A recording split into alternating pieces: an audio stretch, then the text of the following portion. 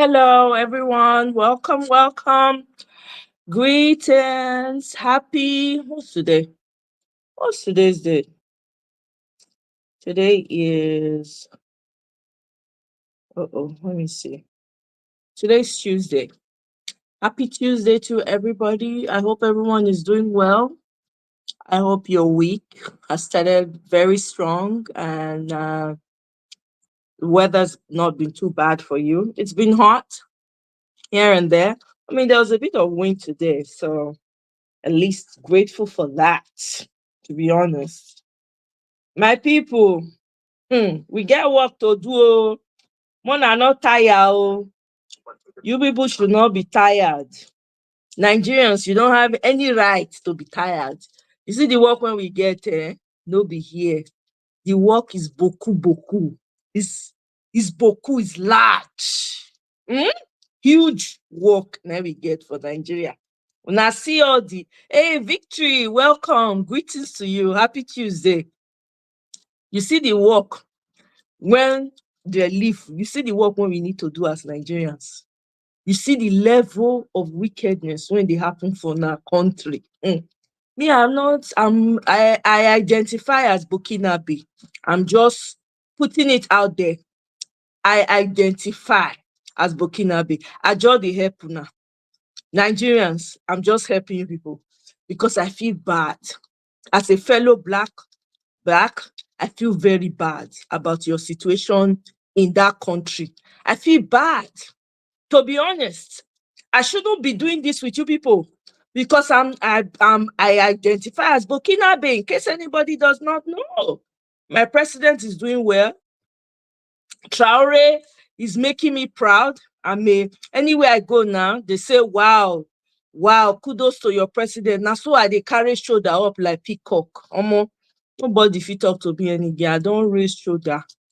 Hey, Mama Echo, welcome. Oh. I'm telling you, victory. It must work for all of us. You see the work when we get no be here. Oh. The work plenty. The work is plenty. Una dey hear everything when dey happen now. I no fit, say I no fit dey go step, I no fit dey tell una everything. I know say una head dey there too and una see wetin dey happen for that country. Wetin dey happen for that country, you don reach stage one person go talk say, what my eyes have seen, my mouth cannot say. Make I share my link because this one na talk we go talk. Oh. Nobody me go do the talking, abeg. Otherwise, after 2 minutes, I go don tire. Today own make we come talk. How we wan take solve the problem wey dey ground? How? Una hear say dem don charge wetin dem dey call am? Dem don charge pidon. Abi? Is it charge? Yeah. No, is it pidon? Yeah, dem don charge am with treason. Right? Una hear that one? That one no be new story. Una hear say today, somewhere in the north, they kidnap about 127 people. Abi, una go hear that one. Una hear say they buy 250, they spend 250 million for una first lady for that country, right? Una know that one. Okay, I dey bring una up to speed. Una hear say that they look for David Udeyin. Una hear? I sure say una hear that one. No news dey pass una. I just dey give una update to you understand. Make we dey take am one after the other. They say that they look for David Udeyin. Wey be say na only be the one man army for Nigeria wey dey expose everything to us. Hey, they look for them. Okay? Okay, let me read this for you people. For those that are joining, welcome on board. Nigerian journalists, this is from Reportera. If anybody wants to fact check, Nigerian journalists and media personalities who have either disappeared or are in exile due to Nigerian authorities' high-handedness and persecution. Nigeria is one of West Africa's most dangerous, and difficult countries for journalists who are regularly monitored. Welcome, Tony South, my brother, welcome. Greetings to you. who are regularly monitored, attacked, and arbitrarily arrested. According to the 2023 World Press Freedom Index, compiled by Reporters Without Barriers, BRF, Nigeria ranks 123 out of 180 countries. In recent years, most of West Africa's violent attacks, arbitrary detentions, and pew pew pew, pew pew pewing, you people understand that, excuse me, deaths of journalists have taken place in Nigeria, especially during the country's electoral periods. Nearly 20 journalists and media outlets were attacked during the general elections in February and March 2023. Crimes committed against journalists continue to go unpunished, even when the perpetrators are known or apprehended. There's almost no state mechanism for protection. In fact, the authorities keep journalists under close surveillance and do not hesitate to threaten, to abduct, and torture, or even go to the extreme route of taking them out. From as far back as the 80s, when renowned journalist Dele Giwa was unalived, after receiving and opening a parcel, which turned out to be a boa. Now, know it's that one I mean. Till this moment, in 2024, where government critics and whistleblowers like PDOM have been targeted, journalists have been hunted like game in Nigeria. This has led to many Nigerian journalists fleeing the country to safer countries where freedom of the press is relatively and more significantly guaranteed. In this report, we will take a look at all the Nigerian journalists and media personalities who have either mysteriously disappeared or fled the country for their safety. Number one, David Hundeyin, founder and chief editor-in-chief of West Africa Weekly. I will not go into details. I can share the link so you guys can read the rest. Number two, Omoyele Sowore. Number three, Nnamdi Ibezim, founder of Reportera. Number four, Obianuju Catherine, DJ Switch. 5, Idris Abubakar, Daddy Yatta, today. We don't know what they do with Daddy Yatta. Today. Nobody knows what happened to him. Whether I still there, whether I not still there, we don't know. 6, Ohimai Amaize, AIT reporter, presenter. Hey. Number 7, Isioma Daniel. Number 8, Isioma Daniel. Okay, let me see. So Idris Abubakar, the Daddy Yatta guy, disappeared. Now they write for him. All the others still there alive, but if I say they flee, all the other journalists flee. PDOM disappeared, but at least we don't see them now say they police custody. 10 of them. Okay, my people, this is the country that you people live in. As Nigerians, I don't know how you people are going to get yourself out of this. I have no idea. I can only come here and talk and use this my cho mouth to talk about the concerns of Nigeria. I don't have any powers of my own. You understand? Like say I be superwoman now. I get bionic powers almost one time. You don't even need to ask. I know what to do, but I don't. As we dey talk that one, they go, they talk that one, go bam. Petrol don't be 1,000 naira per liter. Bag of rice is now 160k. I be 106 or something like that. I saw it somewhere today. Bag of rice. NLC can't chook mouth, can't come out. Nobody should trust NLC. In fact, anybody when see they trust NLC now, I don't know what to tell you. NLC they talk, say not be so they planner. Not be so, not be the agreement where they reach with that. Make government revert petrol back to.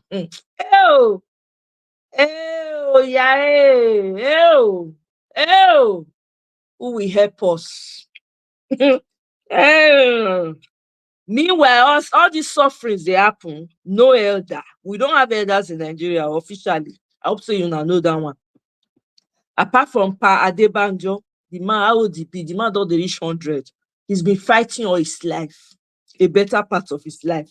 We go see expect if that man, if they say come out, he go come out because he's fearless.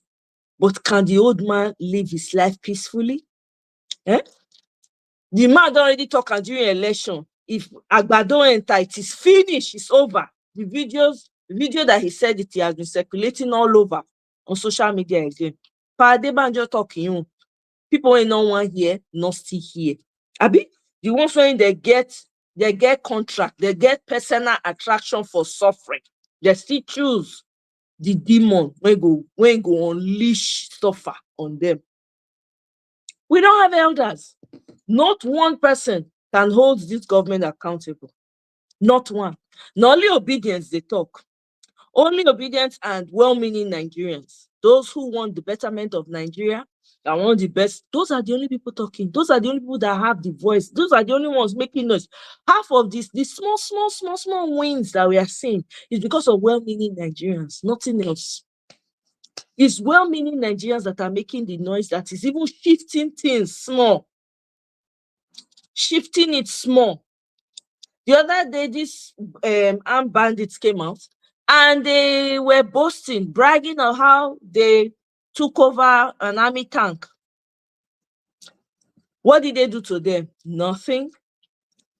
I read somewhere on Twitter where they said that the what's it called?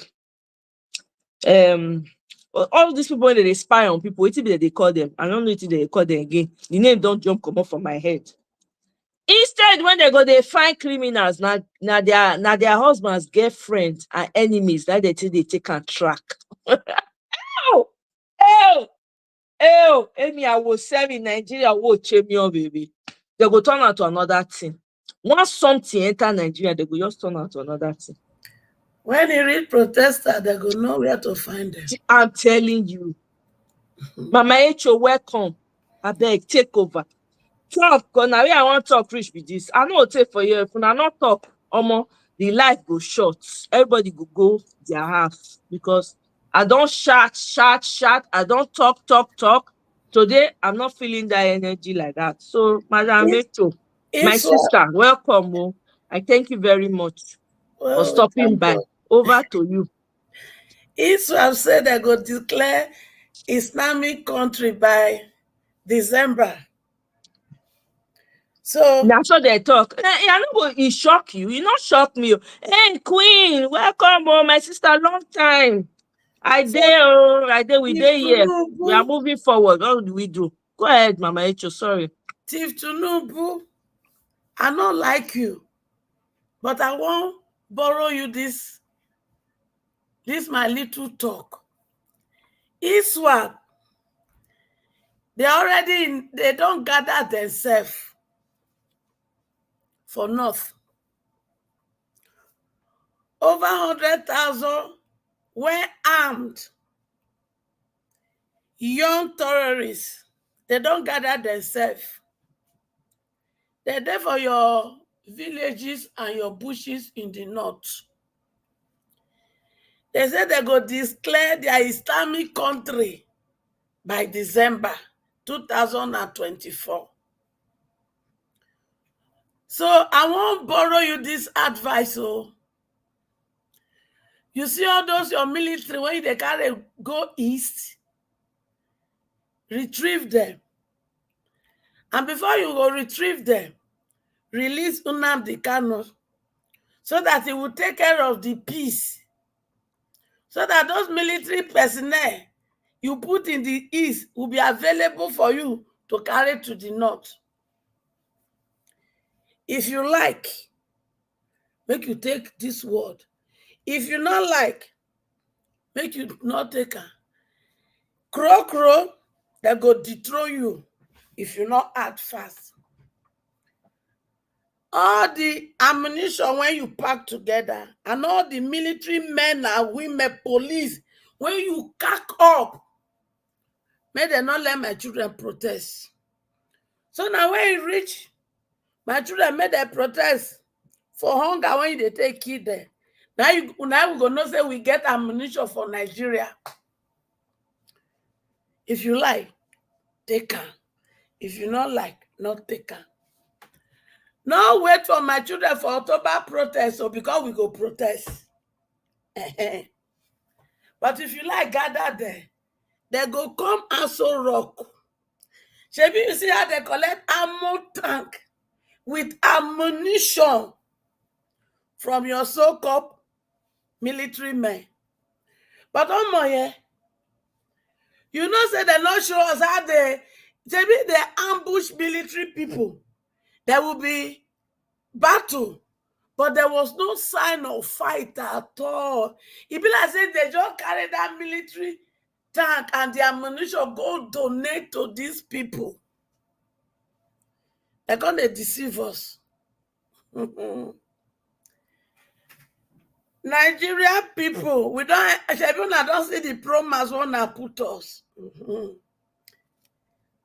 Buhari promise now we did so. So fuel don't increase to 1,000 a liter. So that means at the end of the day, food item will increase again. And minimum wage na 70,000. 70,000 is minimum wage. And this is what we want to survive with. Is it? Is it? The deceivers say that if they ambush them to collect that ammunition and that truck, you don't go see sign of fight on my year. Of course you go see. They carry our ammunition, go donate for them with the tank, go donate for them. Then at the end of the day, they will not go get another money when they go take buy ammunition. Now one chance, now we enter. But there is a way out. If we must come out of this, everybody make una wake up, come back. Just as I don't wake up, come back now.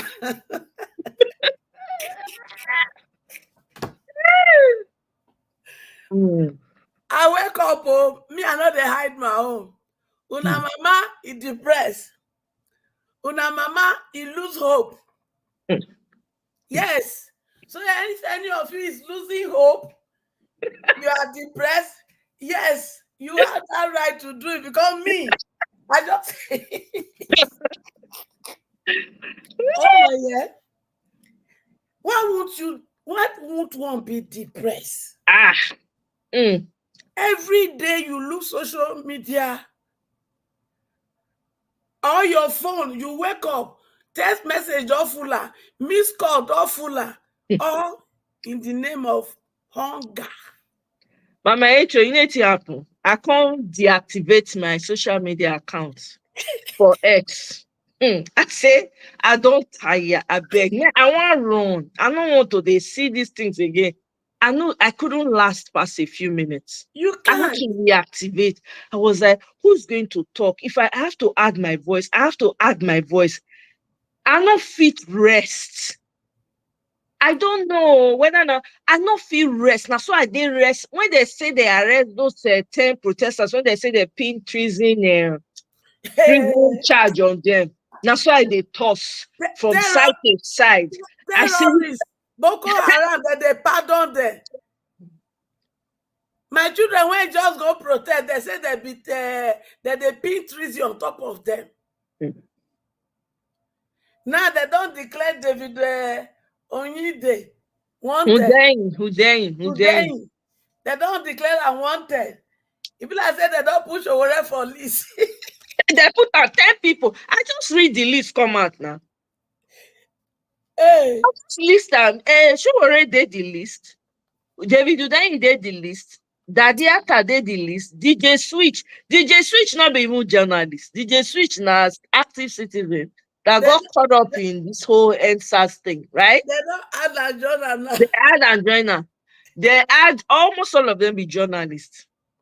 Then PDOM, the one where they put they drag up and down. That one. 10 of them. That the actor, nobody they will hear of that one again. That one just whether the man still there, whether I know the family don't ask, they don't tire. They just disappear the guy. Till today, nobody knows where the whereabouts of that young man. Nobody, and he get family. Well, are we going to fold our hands and act as if we are coward? No. There is one thing that is certain. They tell us that politics is a dirty game. And because of that, good men that has character, honesty, and integrity, they don't want to enter into politics because they don't want to be stained. But the bitter truth is this. Because good men and women has refused to participate in politics, we left it for the evil men and women. And as long as the evil men and women are there, we will not get anything different from what we are getting now. So if we want to change this, I charge you, all Nigerians that are of good will, if you know you are good and you are competent and you have good character and you have integrity, honesty, truthfulness, love for humanity, and fear of God, get ready. Because from councillor to presidency, there is vacancy. So if we must go to the pool, I don't know if we will see 2027, but let's say there will be 2027, we will go to the pool. We have to prepare for all these positions. So gone at the end, when they only carry presidential candidate for her, no. We have to prepare to take over the House of Reps, to take over the House of Senate, and down to the state and the local government. Because it is only when the righteous one are on the throne that the people will rejoice. So for us to come out of this, instead of fighting ourselves with tribe and religion, let us drop tribe and so-called religion they are using to divide us. Because they are using divide and rule. Yep. So let us identify the weapon that the enemy is using to divide us, that makes them to find their way in and make us to suffer. Let us close all those doors and prepare. As we hear our voices in your street in all, let us say enough is enough. Say now people when finish treatment in the hospital, that can't be, they are not prisoner in the hospital. It's only in Nigeria that I know say they become prisoner for hospital because you not get money to pay your hospital bill to go home. Oh God. Those men don't treat themselves for native. They also prisoner there because they don't get money to pay the So this is not funny. Oh my God. Yes. You know, we say, I remember during election, we said, if una like vote that, but if he enter, una go call us, una go answer, una go. But we are still also here now. Are we not the one answering for ourselves now? Not be we there, they shout now, they provoke. Who in the affect? It still they affect us. Everybody. They tell us endure, and then they borrow money, they distribute that to themselves anyhow. As a first lady, they say they give am 250 million for decoration. Where did they decorate? I don't know. I don't know, my sister. I don't know. Decorate 250 million. Mona Hey, explain to me for this hardship. She still get mind to collect the 200. No, Oshebi, no be Nigerians tell are us, say, wicked though. did she not tell us that they are not coming for our money that Ah, hey, it's everything they are coming for. Everything. They even increase VAT join. So the VAT when people they pay before, they don't increase them. I think by like 20% or so or more. And somebody can correct me if I'm wrong. As we they talk down one, Bill Gates don't Tinubu, enter Nigeria. He Tinubu don't repair Lagos. introduce. Tinubu build Lagos. Look at the way he build Lagos. Don't come take and build Nigeria. Ah, it is terrible. Nigeria. The solution dey in our hand. Oh. Solution dey our hand. As we they talk down one, make I read wetin happen. Okay. Bill Gates don't enter Nigeria. Come do Everybody wetin. know wetin Bill Gates they do for Nigeria. Kenya, there's a video that's been circulating. I'll try bring am if I fail. Now, new micronutrients. Mona spread am to una sisters, una brothers, make dem not touch am. New micronutrient supplements, MMS, like they call them, have been added to the ones pregnant women get during prenatal visits.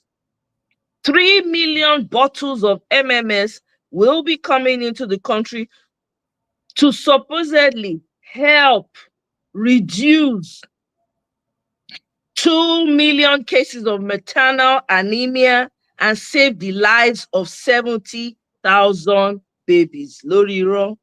Lórí irọ́. Wait, oh. Meanwhile, we come Nigeria, if you see the people when they flock camp, even do, if they talk, they can't do like Zoom. Plenty. Nigerians, it's easy to see how slavery was successful. It's so easy. Then let me see this video. Okay, let me play.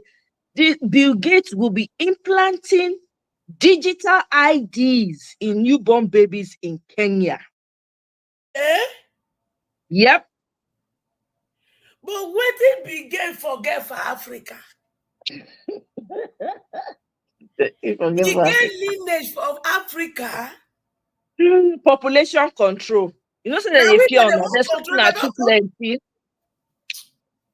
They say They una wan too come. plenty. That they fear say una go dominate the world. That they fear because their own don't they comot, their color they don't they blot and act. Because of people when they marry that are, so that they all they blot and act, so that they fear. They want sustain that power. So they feel say Nigeria na be the, say Nigeria be the highest, now they get the highest number of black people in one country.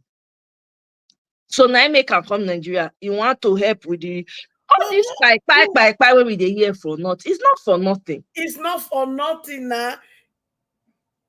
You know, say a lot of mineral stone, everything they know. Now be the origin of all this, Hey. In fact, one of our person today, he take time to lecture me where these people they come from. You know, say Burkina Faso, they chase them come out. Oh yeah. They chase them come out. Yep. So when they run come out for all those places, they come visit Nigeria and I be fertile ground when they won't come dominate. And And true now to our because your president are their puppets now, are their boy. And they know how it enter, so that they support them. So anything when they want, in fact, the new ambassador of France to Nigeria, now former, he get one crime when he commit. I can't remember which crime now. He get one, he's now one heavy criminal. Now the ambassador of France to Nigeria. To Nigeria. They said, I like mine, I Tinubu, they gather together. If you are not a criminal, you cannot work with it. Yeah, because you know why he does that? The guy, they operate like the real mafia, right? Mm-hmm. So Okay. he gets something on each and every one of them. So the day when you go get coin for head, say I beg, and you want to show a giddy, next thing EFCC will just show up, DSS will just show up, they just scatter everywhere. Hmm. I'm telling you, that's what it is. That's why he has them by the kahunas. They're not fit do anything. Because you don't notice if they carefully they select the criminals. It's not just they carry it's not about qualification. No. No, Your no. qualification must be how good were you when As you a were criminal. as a criminal. That's your resume. If you don't have that, forget. Person when he sabi the work now, no fit go meet am. He no go take you, go just look you like say, I don't have anything on this one. Or even if he try, he go want put something on you to make you dirty first. You know if he take person when clean, when he no get. I'm telling you. Hmm. Mm. You see, they are just trying to create fear in everywhere so that we go just like throw our hands on wings. Okay, you know what? Make it just the right they go. But right they go with people's future. Mhm. Exactly. See Matawale. Matawale, they say they want to do conference of how to defeat the bandits. Meanwhile, some of the bandits don't talk for video, say, na Matawale, na he send them, na he they sponsor them. They never get what they do. They never put freezing charges on top of their head. The Matawale, they come out, they go for the conference, he come out, he deck, he wear military uniform, be like this thing for inside. They pose, they take picture. Oh my God. It really is sad though. Where Nigeria did, the mind of the ordinary the Nigerians now, when they Nigeria, I don't recognize this. I don't recognize the Nigeria when we grew up in, not be the same at all. Because Nigeria when we grew up in, people they look out for each other. Yes, nah. People go tell, they'll say, Mama Icho, you they do this kind of thing. No, nah, you know, go, they'll go report. This Nigeria now, money for hand, they go do and they will close eye do am. There's nobody who has a conscience to say, no, you know, go good. Oh. May I not do this kind of thing? May it not affect everybody else. Nobody they think like that again. For That's why it where? was easy for them to rig the election because That is the truth. everybody is waiting for money just to get Mm-hmm. money, just to get money. Mm-hmm. It's so sad. It's so sad. I not believe say one day we'll come to a stage in our country that hunger go they become Ah, hunger go become it go. wait, nah, Sokoto governor, eh? Mm-hmm. Nah, Aliyu, they call him whatever. He announced, he's saying he award 1.2 billion contract to repair 25 boreholes. Mm. Mm. Oh, 25 Borehole my oh. borehole when my 001 do the other day. How much? E no reach 1 million. How many borehole my 001 do? Eh? My Mr. Oh, President. For when you go do for north, e no reach like that. 25 billion. How much? 1.2 billion for 25 boreholes. Make it make sense.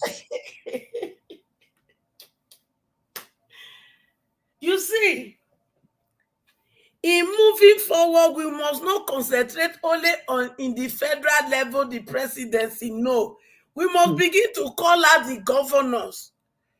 We must begin to call out our senator because where is the money they give Quinty, them? you can't be done, no. Quinty, na lie. All of us, we are inside this thing together. Me, when be Burkinabe, are they here? They give free life.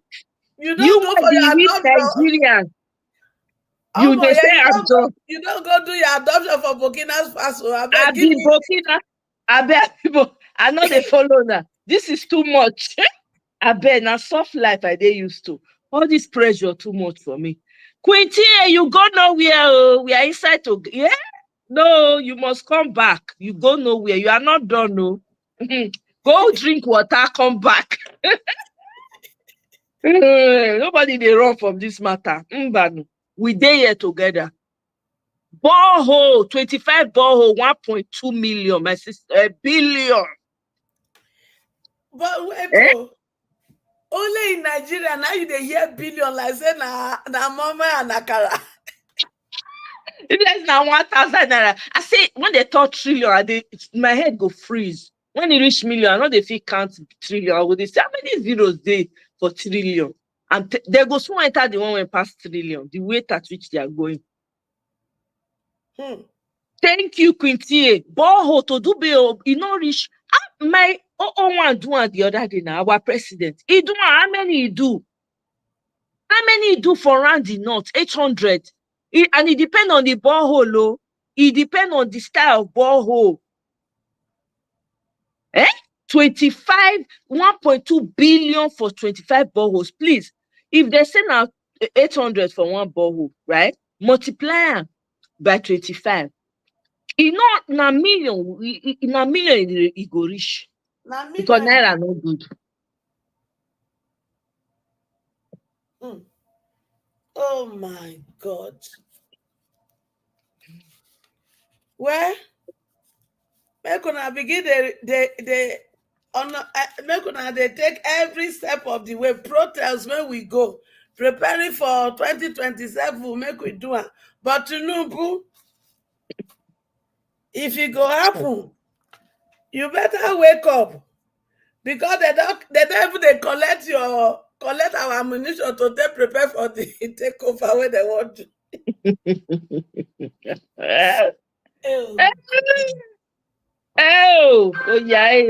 Okoko. We don't enter this one, no. One chance. Now we enter so for Nigeria. Young people, my children, when they are me, if they're not giving una better ammunition, make una resign, no. Una not be chicken when they go the offer for sacrifice.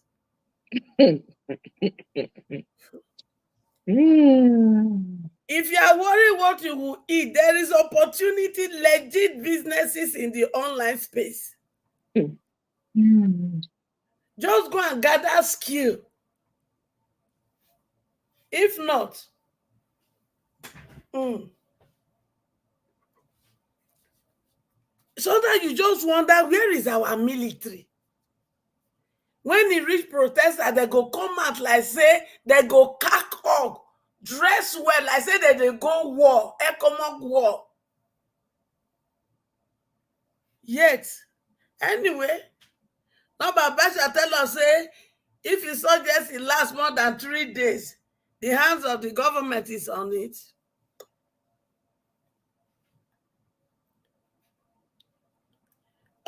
If you see that what they do in the north right now, they don't report it all. And they will even do it, and they will be bold enough to video it and send it to us. Yeah, that's because there are no consequences for anything. So everybody. And yet Nigeria intelligence, they cannot track it. They cannot track it and be able to apprehend them, right? Exactly. Mr. Ferreira, welcome. Oh, greetings, sir. How are you doing? Oh, I hope you're well and everything is good with you. Welcome. Thanks for stopping by. I want to play this video. Oh, now you're waiting. This man talk. I believe me, go here. When I talk with you, I think for you.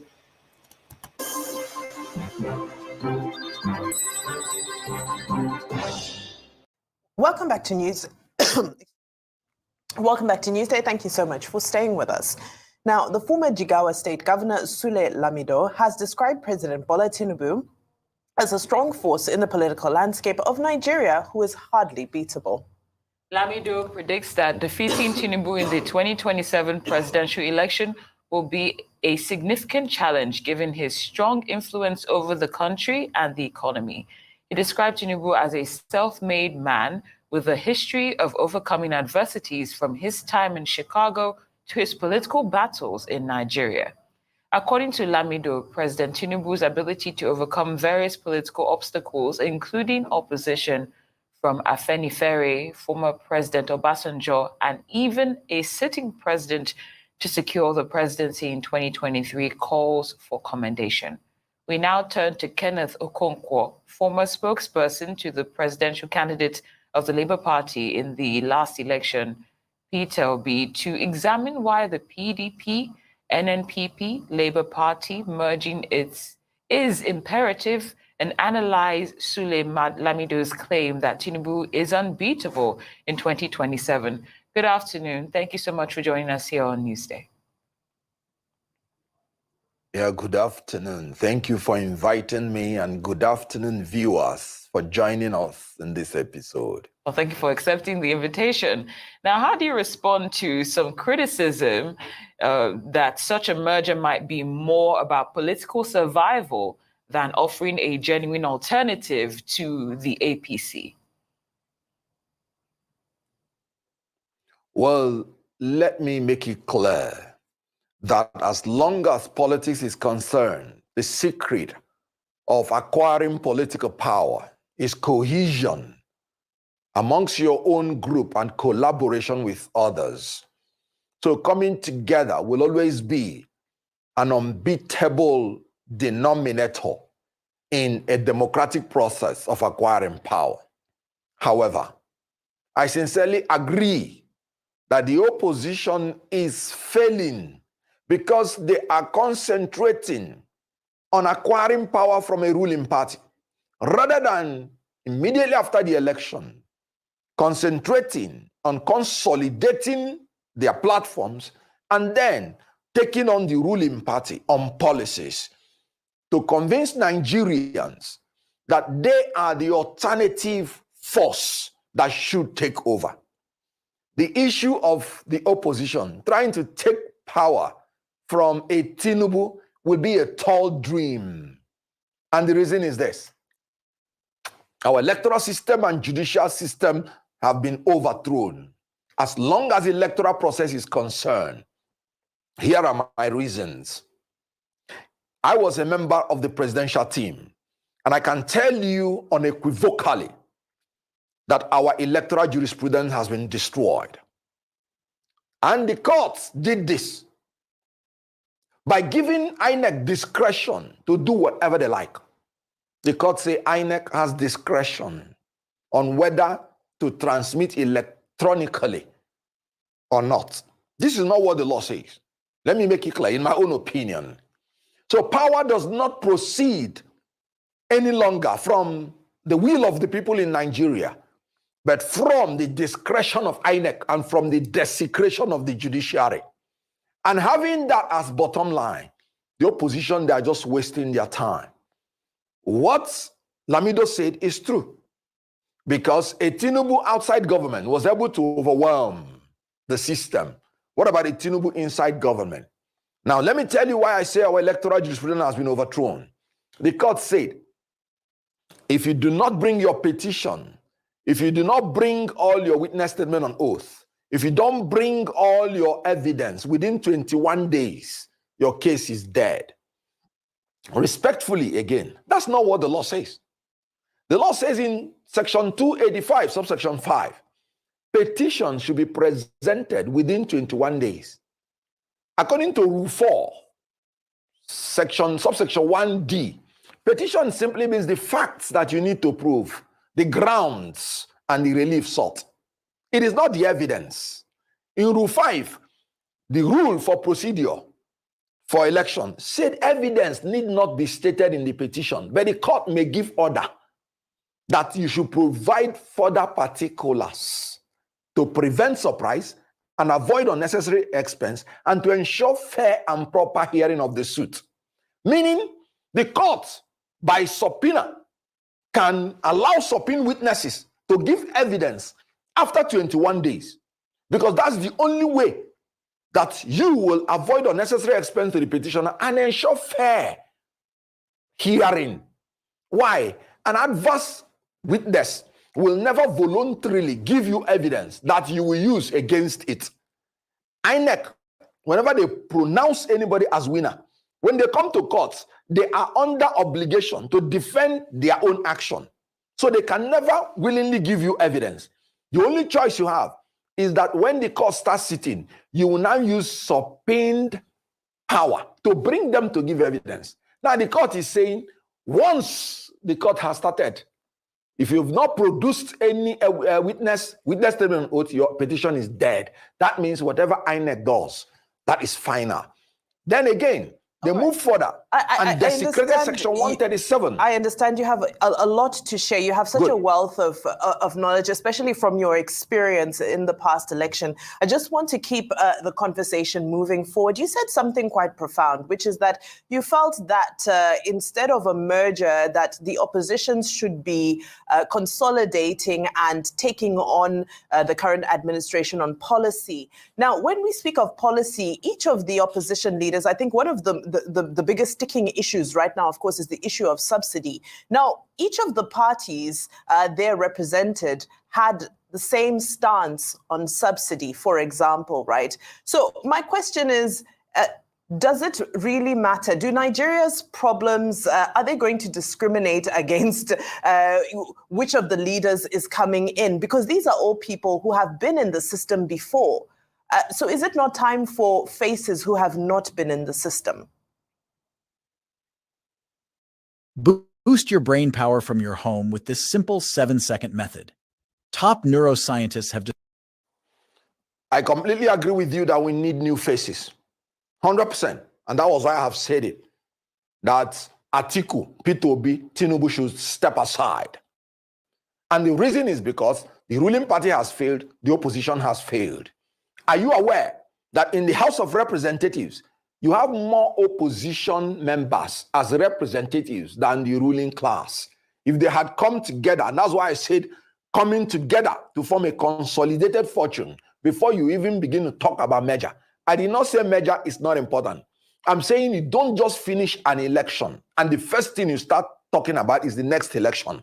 You consolidate and form alliances amongst yourself to work together as opposition. If all the opposition members in the House of Representatives had come together, they would have produced the speaker and the vice. Now, what you said about subsidy, the three parties agreed subsidy should go. The three parties did not say that subsidy should be responsibly, without plans, removed on the first day before a president sets up his cabinet, before a president makes any plan for the cushioning effect. A president in the inauguration ground said fuel subsidy is gone. The opposition parties did not subscribe to that. I came to your studio the next day saying we should be careful coming out of oil subsidy, that from the way this is done, it is unsustainable and it is still on record. Now, let me tell you something.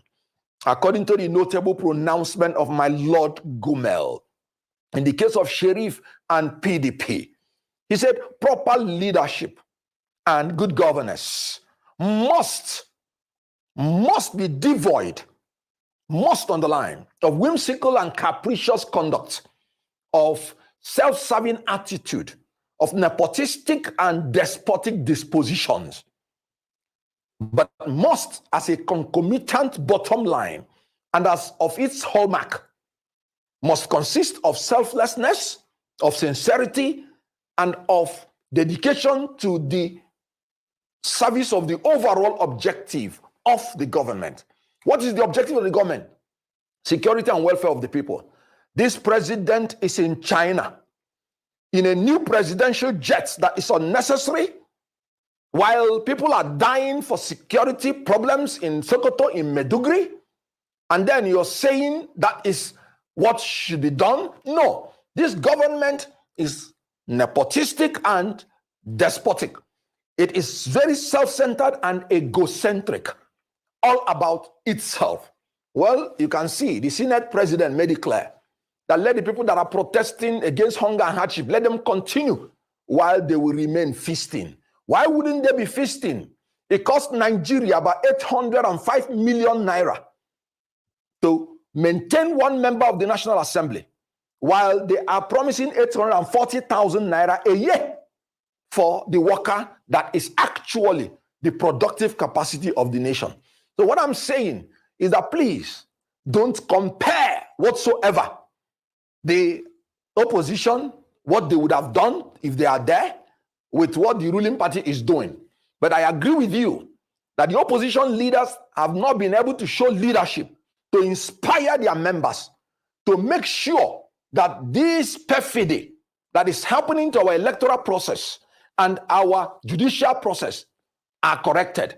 Because if all the members of the opposition parties in the National Assembly have maintained their stand, APC wouldn't, for instance, elect members into INEC who are card-carrying members of APC. You saw the two of them that were elected in. They wouldn't be going away with having presidential jet when people are dying, because these things must come by appropriation. So I agree with you that the opposition leaders, it is only when they consolidate and take on the ruling party that the people will begin to have confidence in them, and then they will be talking about merger. Now, the only thing they are thinking about is election, rather than thinking about the welfare of the people. That is why I say all of them have failed. Because what are the opposition doing in the parliament? I'll give you an example. President Trump told the members of the House of Representatives that they should kill a bill. They are not the ruling power in America. And they killed it because he is in charge. That is what opposition leaders should be doing. Their members, they should be able to inspire them to make sure that they kill any bill that is not channeled to the security and welfare of the people. All right, Mr. Okonkwo. So that is exactly the position in Nigeria. The ruling party, the opposition, especially the faces that have been appearing as their leaders, they have failed, and they should all step aside for new people. Of course, thank you for that explanation. You made it quite clear that we need to see new faces. And like you just said in your last statement, that the current opposition, in your opinion, has failed. And I'd like to ask, what groundwork do we need to see to have a political system that is more accommodating of younger politicians and new political movements? What do we need to do to have that groundwork in place for this much needed change, according to you, to happen? When I told my wife I was restarting DIY woodworking with this new method, she laughed and then sat down to cry. Yes, we have to overhaul our electoral process. We have to change some of the laws in our system that is shifting us towards gerontocracy. If a man is wise enough at 18 to vote, he is wise enough to be an administrator at 18. The University of Nigeria started training me as an expert administrator from age 16 and a half. Can you imagine? I graduated at 2021, and you're telling me I have to spend 10 years before assuming leadership of a country. Leadership is a gift, just like acting, just like every other talent. If a person has a gift of leadership, the person should not be denied of that leadership, even from 18 years. If he has the sense to determine who will govern him, he has the sense to govern others. That is one. I don't believe in age limit whatsoever. Why place it? In advanced countries, I've seen 22-year-old people being members of the National Assembly. Why say 35? Why even say 25? What's your business? It is the business of the people to determine who governs them. Now that we are having leadership deficit in Nigeria, they should allow young men to come in and take over. That's one. As I've told you, the electoral process has been overthrown. There should be an immediate amendment of Section 137 of the Electoral Act. Actually, there ought not to even be an amendment, because the provision is very clear. It is just the judiciary that overthrew that section, which said you don't need to bring any oral evidence to prove anything when the documentary evidence has manifestly proved it.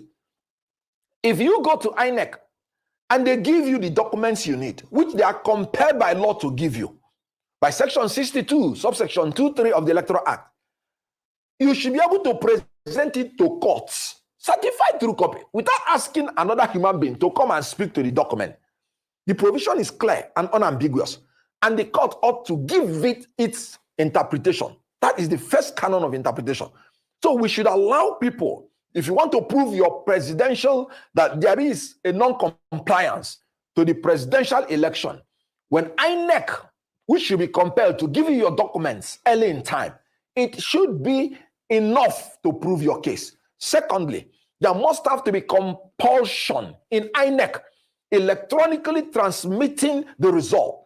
And the result electronically transmitted from the polling unit should be used to collaborate the manual results. All right. And there must be a proviso that if that is not done, the election is void.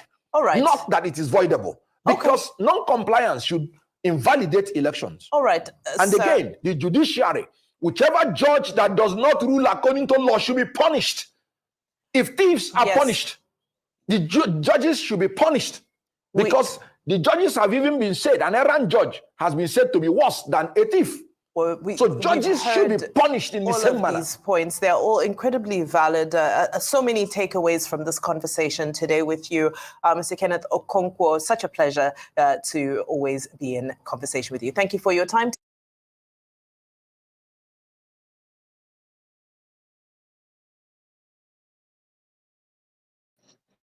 Okay. Wetin una think of wetin Kenneth Okonkwo talk? He doesn't want to see, he wants to see new faces.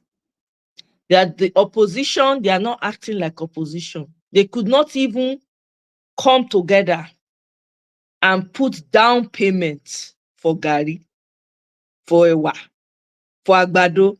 They could not. You heard him say that there are more opposition in the House of Rep. There are more opposition in the House of Rep than those in the party. And the House of Rep is silent, has been silent on a lot of things that have passed. This is, for me, I'm open. Me, I've said it before. They are talking about election.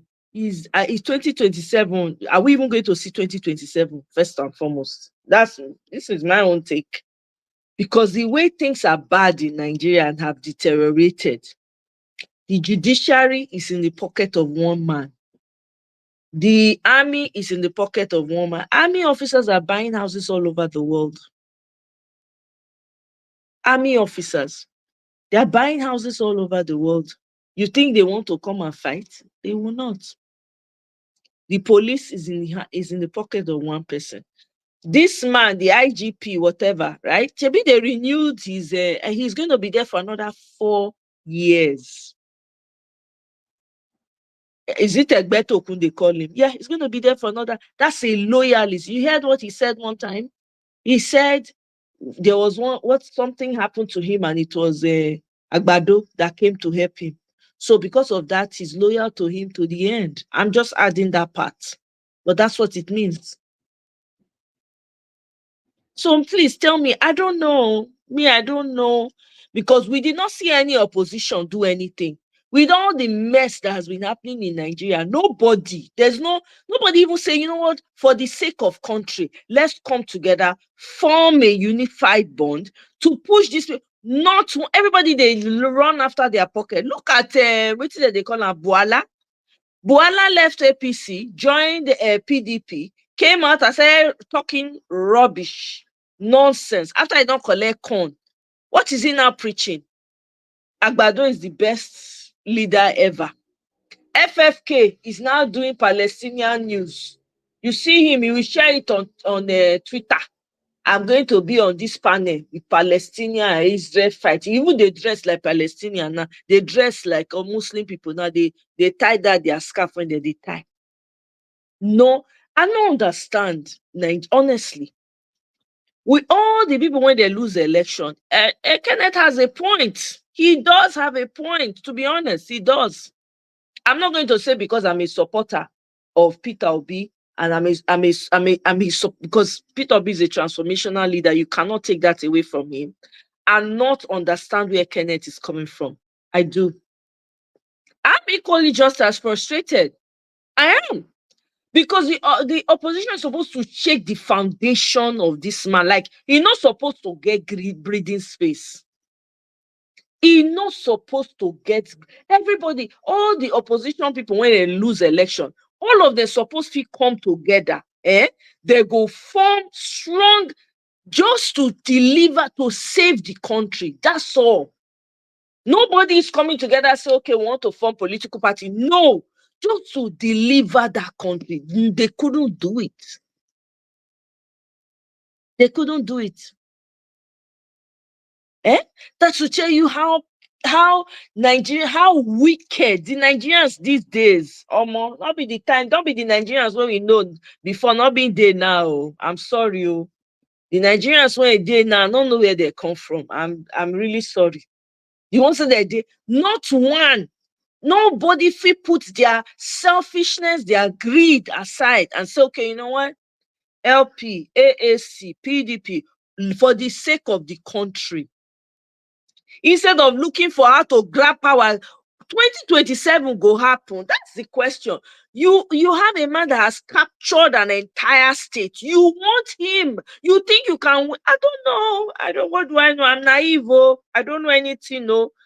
No, I don't know. Me too. I'm still learning. But layman's eye, when I say they look up, I don't know. I don't know. There should not be any election in that country. I'm telling you, you still have Kekere. Kekere is now the Supreme Court, a loyalist. How do you, I don't know. How do you want it to work? No matter how many polling people you say you have, how? They are not the ones that are going to determine. They can choose not to even touch the polling unit and just write out numbers. I don't forget. I think that people are not paying attention to the devil that has taken over. People don't know the extent this man is ready to go. We need to form a massive movement, exactly, that will demand immediate cultural change. I'm telling you, Mr. Ferreira, I'm telling you. Hey, see that fana? I bet see, come educate us. So go educate. I say, I won't bite tongue.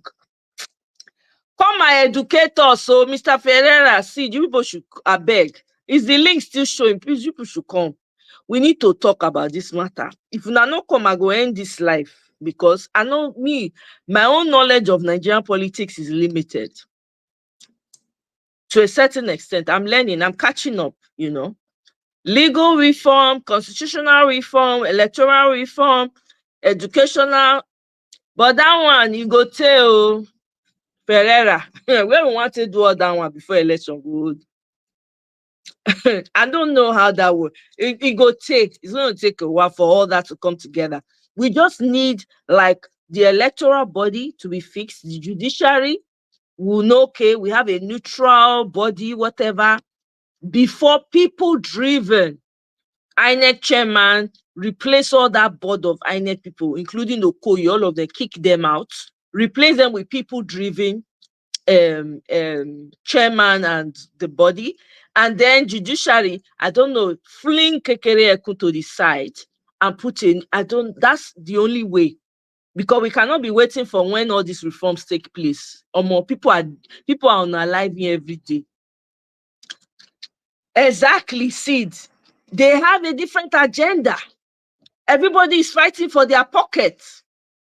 In fact, the opposition, if the APC call them and say, come and work for me, they will quickly go because they are looking for money. Exactly. National Assembly is filled with storm anywhere belle face. Right? Criminal bandits. It's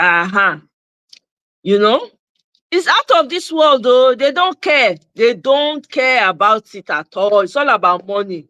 How much money can I steal? How much money? Is there any? Are you people surprised? Now, you people now still wondering, how did slavery become so successful? I hope you are not wondering anymore because we cannot see. It is clear. It is evident how slavery was so successful. When you have weak-ass people, demonic entities, greed, all for shiny objects, shiny, new car. Bala Blue saw Biden's motto, in throat long, Olojukokoro. alátẹnujẹ, ní tẹ́lọ́rùn. He no dey satisfied with you. He say no, na that buy the car, na that type. Now I want. Oh, I thought okay, the link go down. All right, let me share the link again. Because only me no fit talk this matter. I beg. Only me cannot be talking about it. Mm. Mm.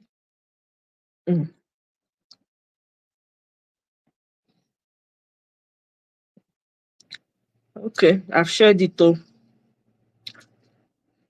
In fact, we should have a massive movement that will shut the nation down until visible.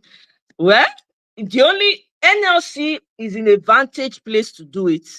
If NLC knew what they were doing, that's what they could have done. Honestly, that's what they could have done.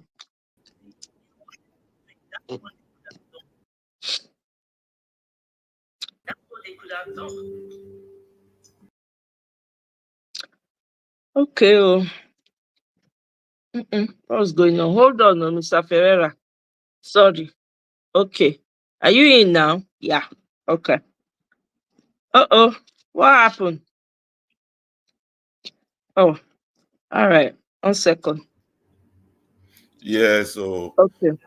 this Nigerian problem is serious, and Ha. it's just that a lot of people don't misdiagnosing this problem, and they don't. The people who are supposed to be at the forefront of dealing with this thing, it's actually an easy thing to fix. So, actually, an easy thing to fix, but the You think problem so? is that yes, and Dele Farotimi has said it. Our objective should be to get to what is called a critical mass. We have to get to a critical mass. But the sad part of the story is that we are not recruiting to get to the critical mass.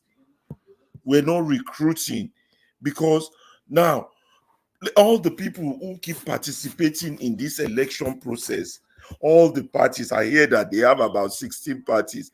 You be like, see, all of them, they crazy. All of them, they crazy or something. All of them be thief, greed, gluttony, anywhere belle face.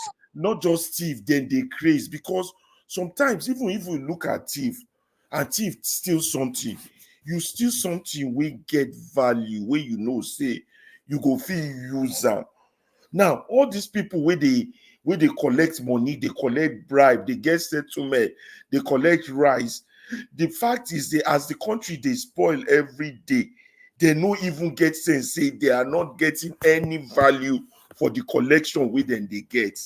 That is the part where common sense no enter their head. To just let them know that the country cannot continue like this. There has to be a full stop to this direction. It's like somebody that is digging in a hole. Instead of stop digging, they continue to dig more, to dig more. Look, one day, this country can change if all those fake religion pastors can be having 10 million, 20 million come to their convention. Just imagine if 10 million people come out.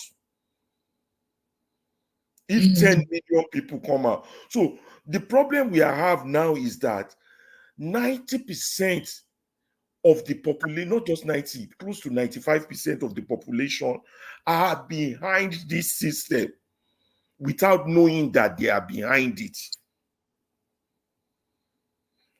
Let me tell you, if we really understand the gravity of the danger we are in, massive We population, don't know. We have no idea. It's 100 almost like million. people are sleeping.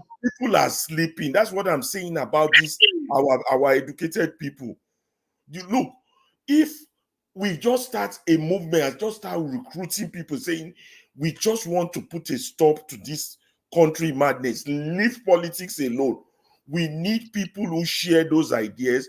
Please join us. And every day we are announcing the numbers of people who have joined.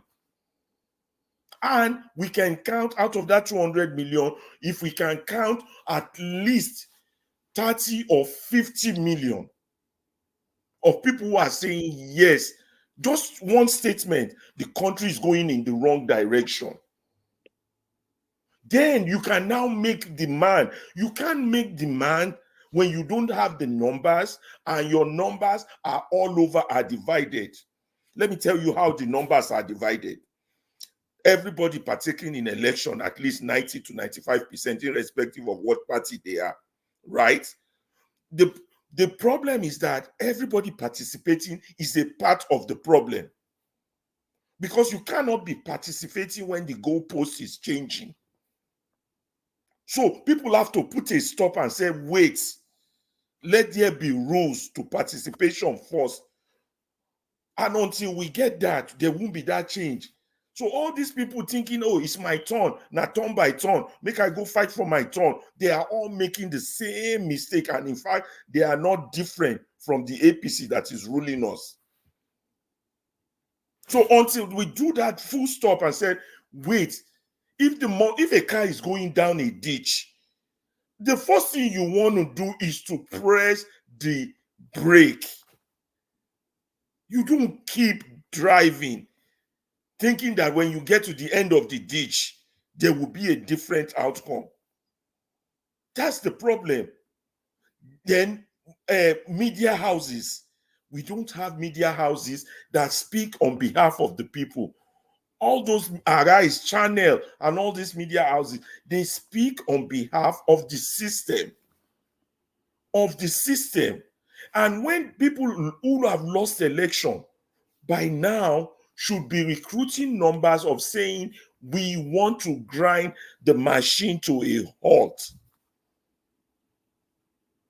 It's nothing wrong with that. But all those who still believe that if they participate,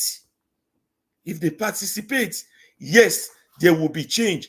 There can't be change when the laws are flawed, when the foundation is faulty. Do you know something just came? I just thought about something now. You see, even the channels, the media centers we have in Nigeria, the media we have is people-driven, right? We all agree it's people-driven. If people don't watch it, you won't get the views, right? Yeah. Another way that Nigerians can effectively push for change, if they're serious, is to just make the media houses that are not fighting for them lose numbers. That's right. Start to unsubscribe from the likes of Channel News, the likes of Arise, apart from Rufai section. Yeah. Just start to unfollow, unsubscribe. I'm telling you. Don't speak on if the numbers, if you see their numbers crashing, they go get sense by force. That's one thing that I just, as we were talking about media now, that just popped in my head. I said, let me quickly put it out there in the atmosphere. People need to learn to use their power.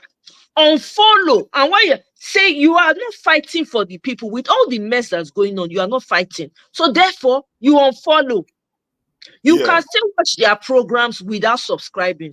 I'm telling you, we have to use everything that we have to make these people have sense. It's people driven. Even the businesses, the banks, for instance, Nigerians, if they knew what their problem was, just go and collect before banks. People know they put money for house. Then they put money, even if they want to rob from you, they will carry you to ATM. Abi, I don't know. This is my own. No, I don't know. Yeah, go ahead. Right. There should be alternate media. There should be alternate labor congress. I'm talking about the NLC window. There should be alternate bar congress. Any organization that is not functional and championing the cause of the people, there should be an alternate to discredit the fact that it's just like when they have those beauty pageants. They will have Miss Nigeria, they will have Miss Universe. There should be alternate everything, just to send a clear message to those that are not performing that you don't represent the people. And until the people are represented, there will be no change. That's true. But representation of the elites is what we have. Yeah, but anywhere. Yeah, Kenny said something. Said the media house in Nigeria rely on subscription, they embed with government and elite. And let the government be sponsoring them. So we know it's government sponsored. But you see that YouTube view that they have, the X views that they are getting. Instagram views, which other one they there? TikTok, wherever. Everybody pack their grandmother, their mother, their father, their children unsubscribing your numbers. Yeah, Talk but to other people to be unsubscribing. subscribe. That Turn them to the old visibility won't be NTA. there Turn them again. to NTA. That Yeah. is the only way. Because they don't speak on behalf of the people.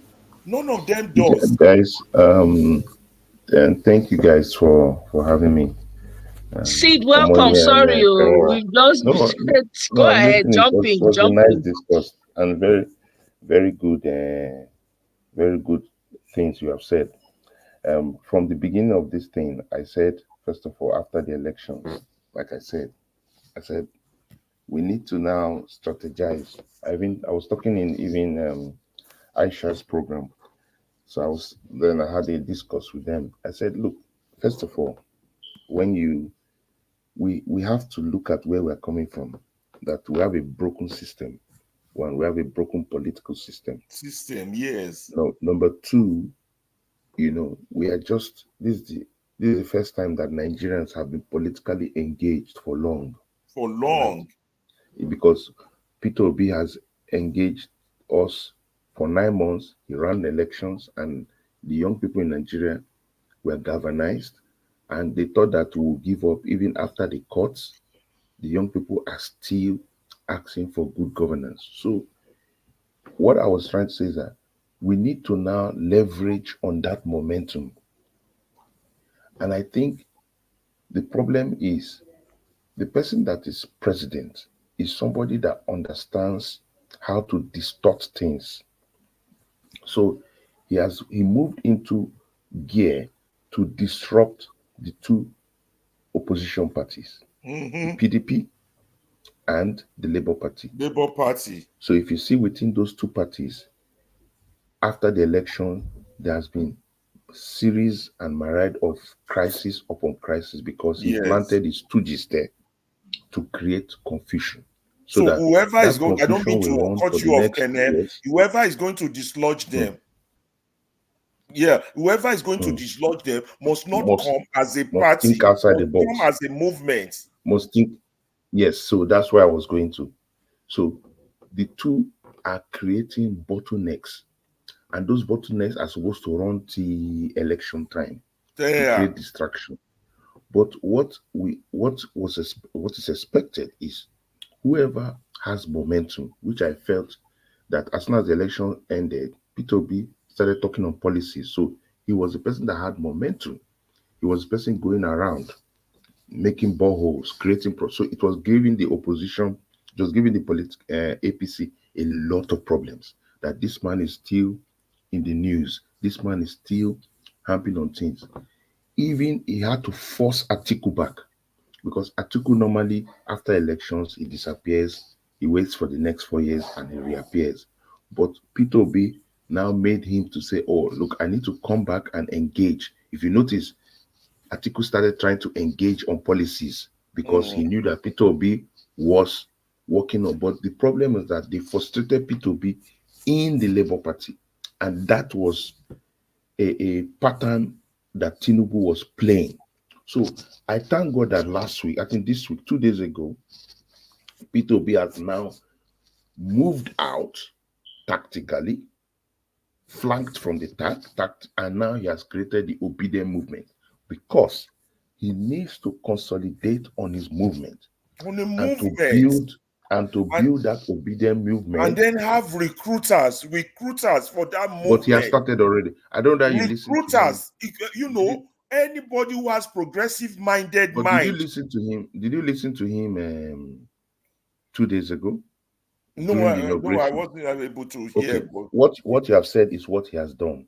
So currently now, the obedient movement is official. The obedient movement has officially inaugurated with Eunice Atanko as the interim leader of the obedient movement. Now and they start recruiting. They are now going to recruit across the 177 local polling units and local governments. On the internet, at home, on the radio, in churches, what you are saying, door, Just be Yes. getting names and What numbers what you are saying is already in motion. What you are until saying is we already get in to motion. a critical number. You can't And get to 40 million or 50 yeah, million Let, and let, not let me bring in land. Let me demand. land so that we understand where we are going to. Now, do you know what happened? Prior to that movement, that flanking by Peter Obi, Labour Party Abure was warning Peter Obi not to set up that obedient movement, because you see, they are underground working for Tinubu. Tinubu. But Peter Obi has flanked it and said, no, I cannot allow my movement to die. My movement is the largest movement. So I'm going to build that movement, and I have 2 years to build that movement. So now he's building that movement both in the diaspora and on ground. And he's going to build it from the north. So it's a northern Tanko is in charge of it. So they will build that movement. When he builds that critical mass, so he has ticked one. The second thing that needs to be ticked is building a movement is great, but you are battling an institution. You are battling an institution that has the INEC in their pocket, the judiciary in their pocket. So the question is, how can we outwit INEC in their game? That is what the think tank needs to go and sit down and say, okay, INEC is going to call results. They will manufacture results. Where do they change this result? At what point do they change this result? If you look through our electoral system that has been, even the last one, you realize that they did not care about the polling unit. The polling unit was supposed to be the most important position. What they were cared about was that accreditation, they needed to get the accreditation right, but they would change it at the collation center. So the collation center was the point of changing, adulterating results.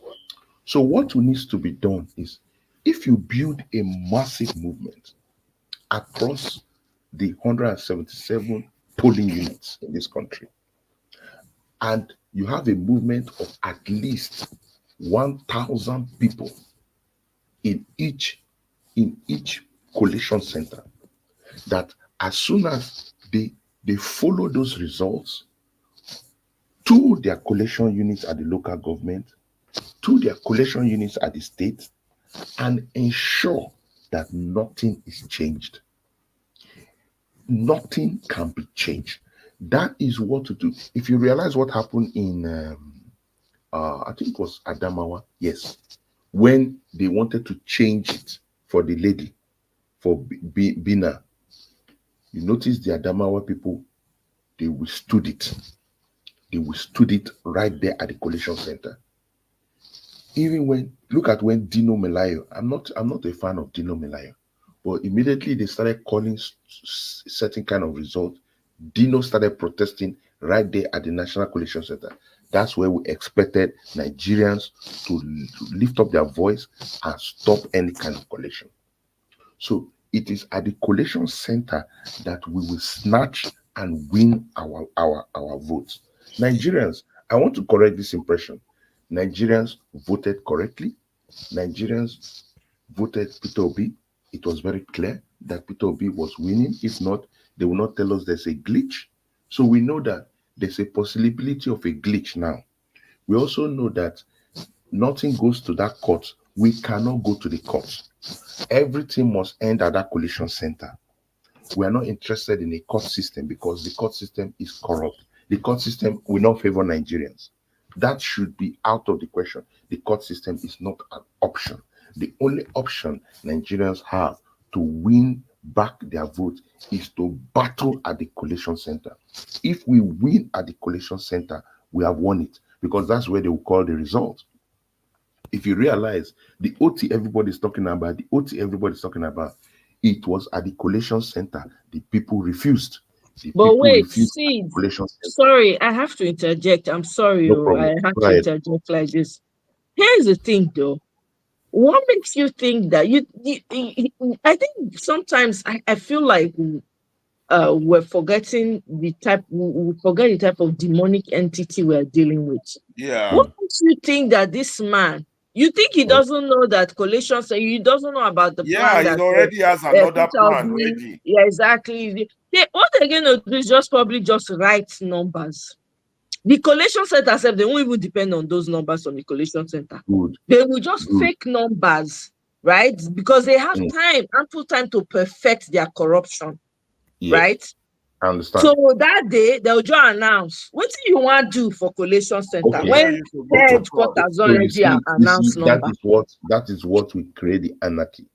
That's the recipe for the anarchy. Now listen, you can do that in Imo State, where the people have been bastardized with the military. You can do that in some states, but you see, you cannot just announce in the north. In that northern state, the people like to vote. The people like to come out and they need to see their vote counted, and then they jump. Kenneth, I have some Mm. flaws with your proposal. Let me tell you, you're still playing the same game with the same umpire. You're still playing the same game with the same umpire. You have to totally change the rules of the game. How do you change it? I'll tell you how. Let's say, first of all, if Obi wants to form a movement, that's a good move.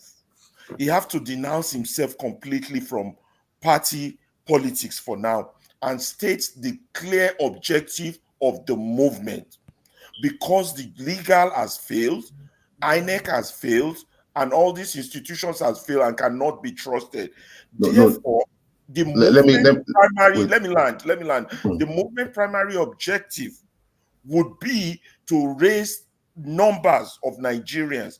If our population is truly 200 million, if that movement can raise tangible, verifiable numbers of 70 or 80 million, then they will make a demand on what the new rules of engagement would be. Not partisanship. You see, this current partisanship is not going to lead us anywhere because the masters of the game have been at it for 24 years. Wait, let me say something. They will gaslight you all to go for another election. At the tip of your expectation, you will be disappointed again. Let me say something. You have to totally change the rule of the game and say, look, we are 70 million Nigerians. We are 100 million Nigerians. We are telling you right now, before there would be an election in this country, this and this and this has to be there. And once we have agreed, then we will partake in that election. Let me tell you something. This thing you're saying is right, is good in an utopian society, all right? The Tinubu we are seeing does not care about how we think, how we feel. Okay, we just recently had a protest. What happened? The thing died, it moved on. So what I'm trying to say is that Tinubu does not really care. He's going to do the rules according to how he wants to play. We already know this. Me and you are saying the same thing, but you are saying we should go and play with Tinubu's rules. Let me say something. That we will hold him before he calls the result. That's what you are saying. Yes, and I'm challenging that. Wait, because we should play with our own rules. We are not partaking. Your rules will not be permitted at this time. Because not when you have the critical mass. You see, that's the mistake you're making. Numbers matters in politics. Wait, even with the critical mass that you have, these politicians have when you have it and the numbers are verifiable, you're not getting Allow me to land. Yes, you have verifiable number. Yes, you have critical mass. But the problem, okay, do you know that Tinubu was concerned about this protest that was happening because critical mass is building? What did he do? He started going into every part of our fabric as a society, from church to mosque to traditional. And you think he won't do that in your election when you partake in an election with him? So you think but they say you should let him talk. So you also think that let him talk. See this our you also think that we are cherished here. Everybody's cherished here. So everybody's fighting. They are fighting for seed. Oh yeah, go seed, go. you also think that that critical mass you are building, they will not infest it. So my problem is you are dealing with the person that has the yam and the knife. So how do we snatch the knife from his hand? You have to think differently, and you have to think how to win him in his game. You have to think how to win him in his game. Now, if you build, like I said, they have already started building the obedient movement, but you cannot do anything outside of a political party. But what Obi is doing now is that I'm not going out of Labour Party. He still has to watch how the system is moving, because he needs a political party as a vehicle. The movement is already the organic vehicle, but he actually needs a vehicle that his name will be on the ballot.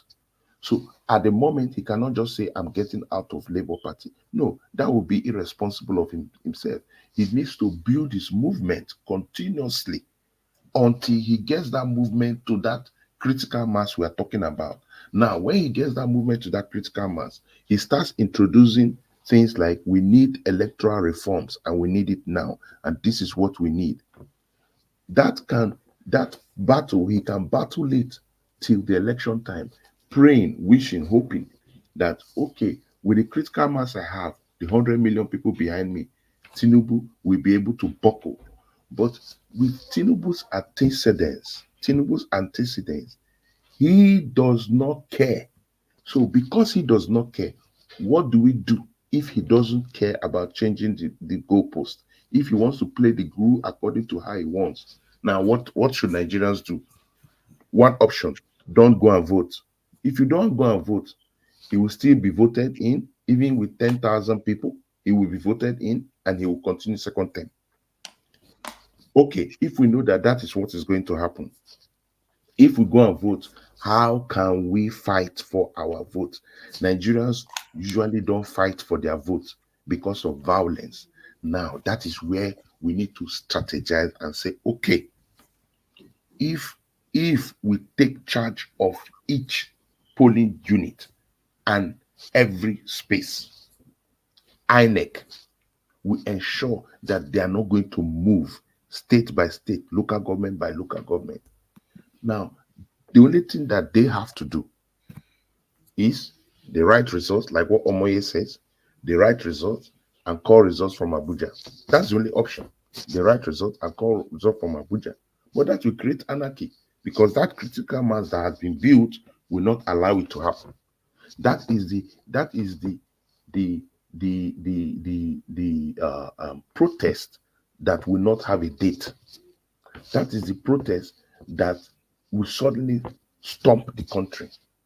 That is the impending problems. And this impending problem, we have been pushing it. We have been pushing the can. Nigeria has been pushing the can. We come near it, we push it. We come near it, we push it. We are getting to that point where if we come near it, it can't be pushed back again. And let me tell you, Nigerians are highly mobilized as it stands now. Nigerians are highly mobilized. The only challenge is, your theory sounds good, but you're ignoring all the limiting factors in this equation. Which I've put all the factors. Reaction. There are some certain limiting factors that are limiting the reaction from taking place. One is the poverty level of the people. Tinubu's got the bank, so he's got that. Second, apart from the poverty level of the people, you're assuming that the crescendo of interest in political engagement would be maintained. It's already maintained. Will be maintained from these numbers. You're assuming that, okay, the people will still be come out when after they've been beaten once. They say one beaten once or beaten twice or once shy. I don't know how that saying goes. There's a saying something like that. Let me disabuse your once beaten, twice shy factor is going to play in its effect. The propaganda and the lies that they control the media is going to play an effect. The cowardice of the Nigerian people is going to play its effect. They will not, those who cannot stake their life to die. Well, some are dying. I'm sorry, I don't mean to diminish their efforts like that. Okay, but those who okay. cannot stand courageously to fight against petroleum increase and the Wait. devaluation of their lifestyle now will now be the soldiers that will now come and fight to help Obi hold on to his political wait. You are saying something, but you are not putting facts on the ground. Now I'm putting facts on the ground. I'm putting facts on the ground. Few months ago, they had a by-election somewhere in Bauchi. Labour Party won it, but there was no Labour candidate. What do you think that is? It means that if in the north the people have already voted, they just voted Labour Party based on Peter Obi, but Labour Party had no candidate on the ballot, but they won it. They won it because the people just want, they have heard of Peter Obi. So, but right now, Labour Party has not proven itself different. That is why I told you that you are not current, Oga, you are not current. That is why I told you yesterday, 2 days ago, Obi inaugurated the Obedient movement. There was a massive movement inaugurated, and it has already started building momentum. They are already building momentum, getting names, working from the grassroots up, because we want to build at least 100 million Nigerians behind that movement. So the movement is already started. The movement is already started, both diaspora and local. So everyone is saying, okay, what will you do? The man has already started building it. And already Abure, they have to bring the numbers visible to the opponent. Abure was issuing an ultimatum against them doing it. He was issuing an ultimatum to him and Oti for them not to do that. But they realized that the Labour Party is already infiltrated, and that the Labour Party is going to Abure and the other Apata, what's his name? The other guy. They will all create factions, and they will begin to become bottlenecks to the issue. And I think that's where what's his name? Kenneth Okonkwo was coming from. Kenneth Okonkwo was coming from the fact that he felt that Peter Obi should basically seize the machinery of the party and clean it up.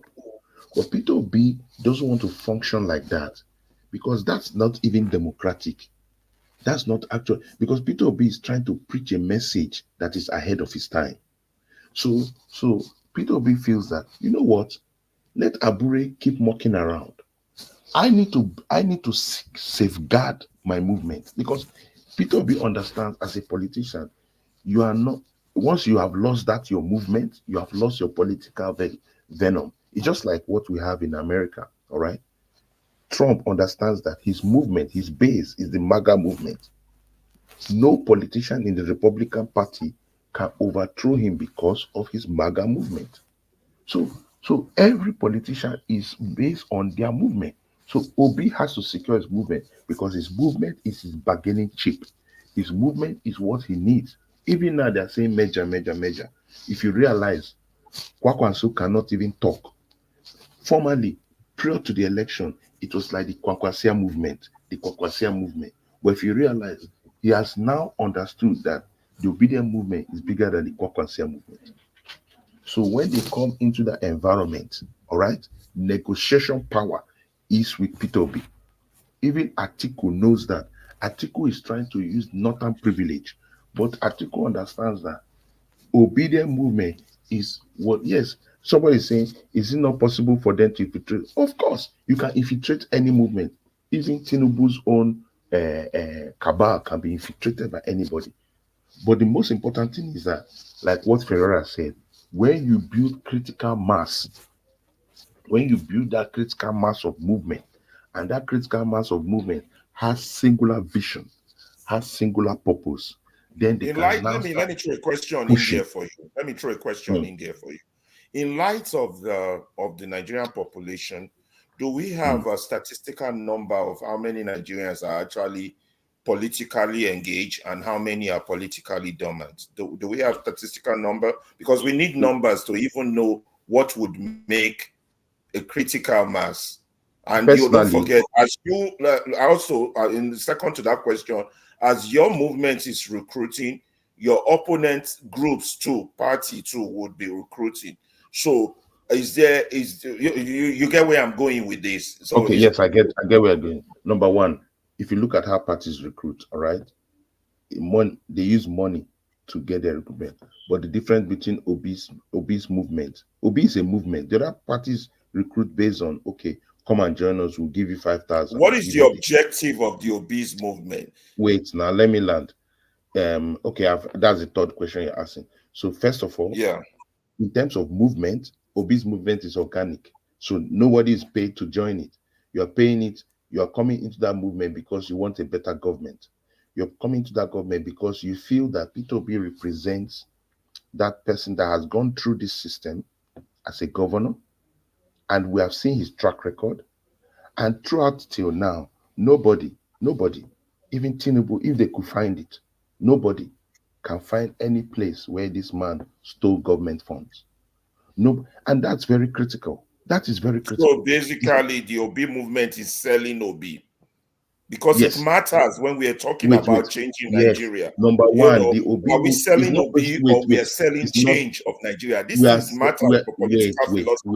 We are not just selling Obi. We are saying that this man represents the aspirations. I know, I agree. Of the Nigerian for good governance.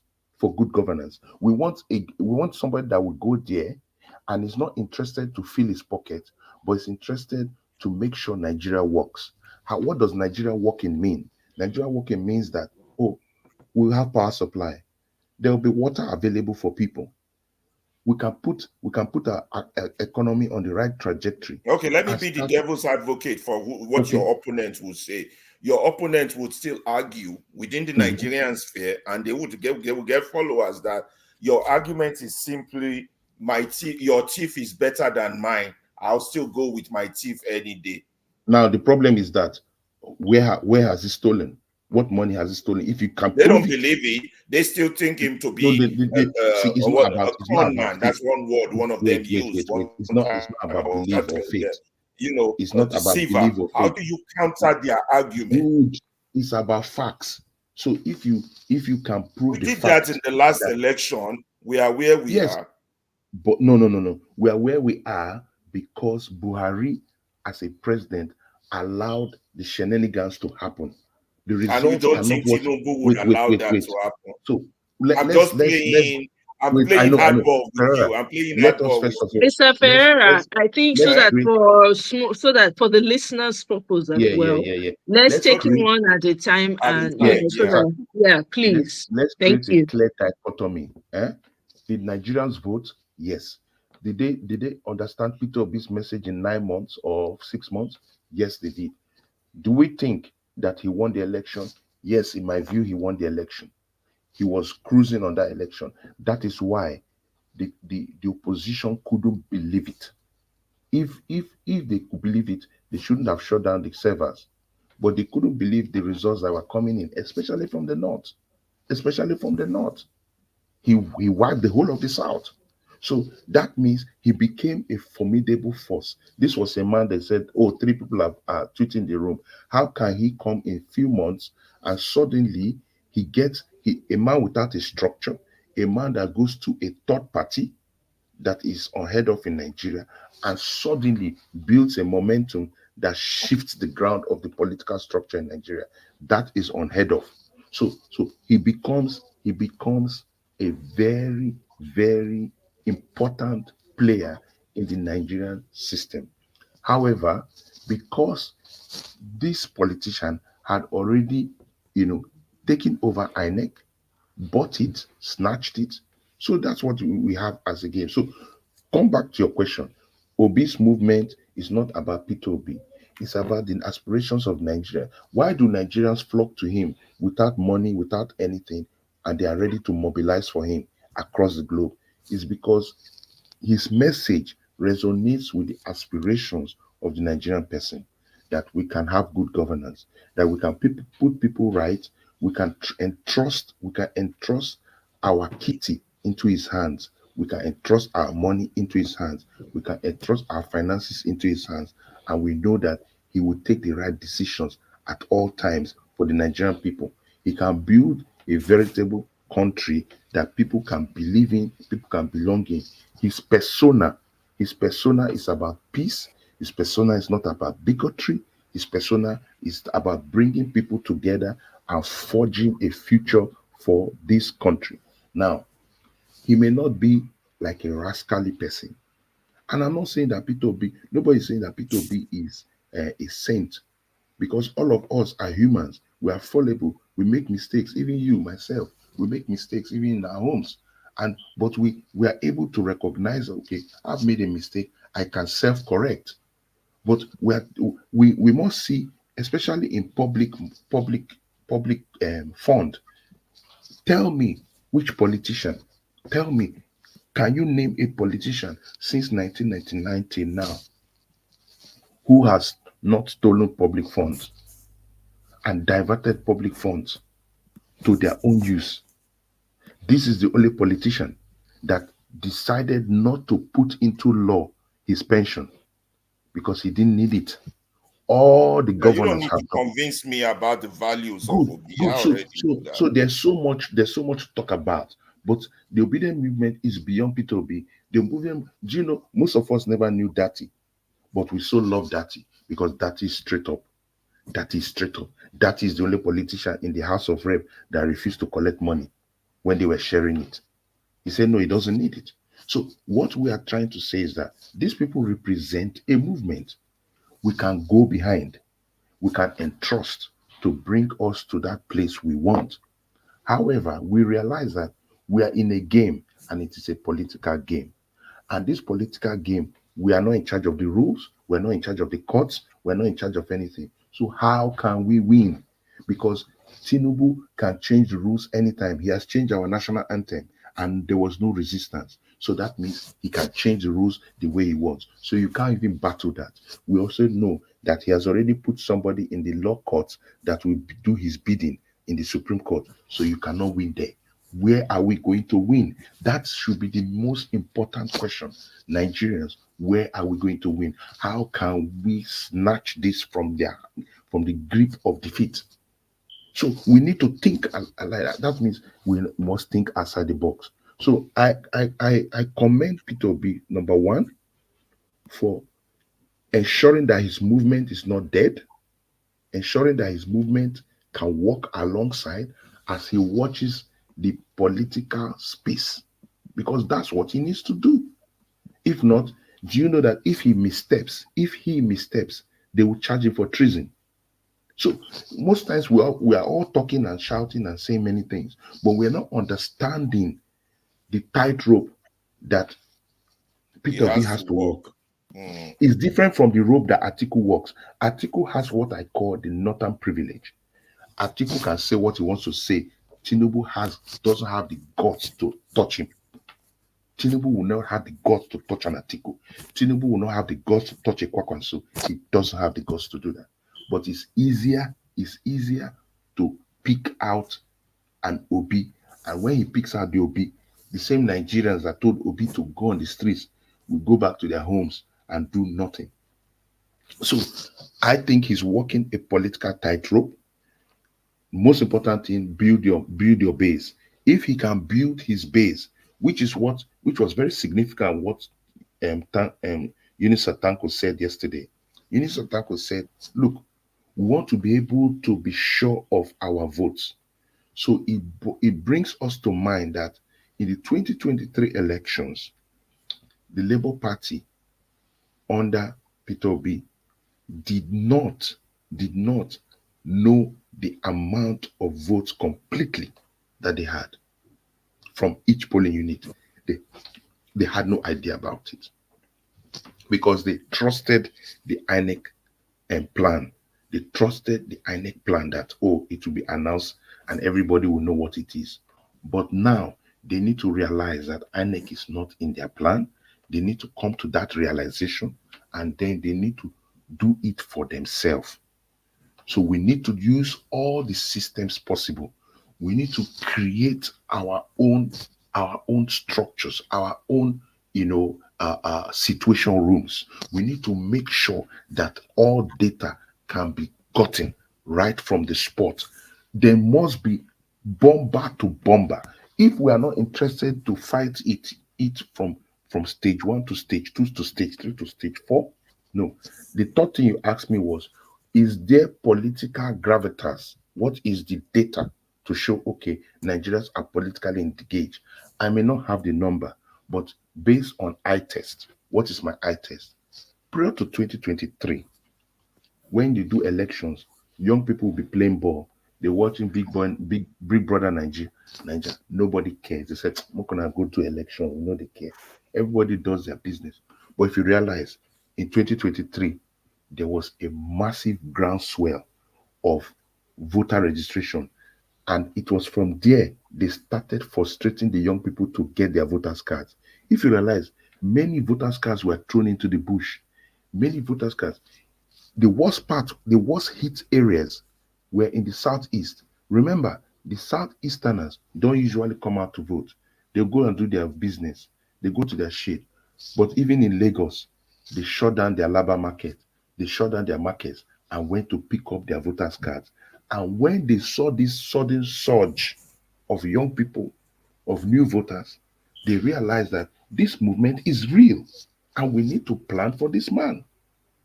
What happened? Even the Lagos was overwhelmed. Lagos was overwhelmed. So what I'm trying to say is that political knowledge has increased. They tried to stop it. They said, oh, these guys will be tired. After the election, they'll all go. No, they were not tired. They followed it down till the Supreme Court. Even the lawyers were stunned. The judges were stunned. The Nigerian political, look at how many YouTubes we have. Go on the YouTube, go on Instagram. You will see that in various forums, go on Twitter, Nigerians are politically engaged. It's like something has broken. There's a dam that has broken. Nigerians are talking politically every day on Twitter, every day on Instagram, every day on YouTube. You see people like Omoye, different people that you never knew talking politically. We're engaging. It has never been like that in Nigeria. After 1 year, everybody goes. After Yaradua's election, did you see anything again? No. Everybody moved on. We waited for the next one. After Goodluck Ebele Jonathan's election, did anybody do anything again? No. We moved on. But this has not happened, that Nigerians have not moved on. Nigerians have not moved on. And it is building. So there's enough eye test to tell me, can you imagine that even in the north, why do you think they wanted to stop him from doing the boreholes in the north? Because Peter Obi carried that same momentum into the northern territories. And currently now in the north is, their eyes are opening. Their eyes are opening. They are now seeing exactly what this man was saying. So the message is going through. It's going trickle by trickle, but it's happening there. The north has already been politically astute. Now is a convergence of that north and south to say, this is what we want as a people. So this protest that happened is also something that they need to draw data from, read the signs of this protest, and see how we can build onto what is happening. So in terms of political knowledge of the people, I think Nigerians have increased politically, especially the young people. There's still need for voter education. Yes, we know that. And we need to break the hegemony of religion and tribe. So that has been the major tool they are using now in the propaganda war, bigotry. They are using this tool of bigotry, but Nigerians must begin to clamp down on it. Nigerians must begin to stop any form of bigotry, because that bigotry that they are pushing is what they want to use to attach to the obedient movement. But we, as a people, must say we do not accept any form of bigotry. We call out any form of bigotry. Have you realized that since Peter Obi and Patutomi gave a lawsuit concerning Onanuga, he has kept quiet. When they gave him the 5 billion suit, have you heard him talk again? He has kept quiet because he now knew that this is serious business. This is serious business. You would charge you to court for spewing lies and bigotry. Has he not kept quiet? He's been silenced. And you So have hope the- in their court system. They no, control. it's not about their court system. The problem is when you start touching people like Patutomi.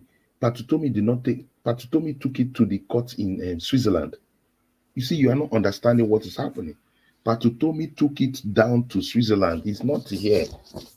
Patutomi wants to push it internationally because he's an international citizen. So you push him internationally, he knows that he cannot travel. He knows that there's a problem. So we must, as a country, yes, there's no easy route out, but we must sit down and say, how can we fight this?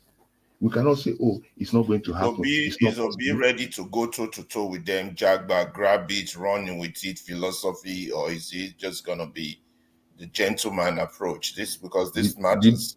If your opponent is not playing fair and you are gentle, it's like going to a gunfight with a knife. Well, they asked him this question. This particular question he was asked.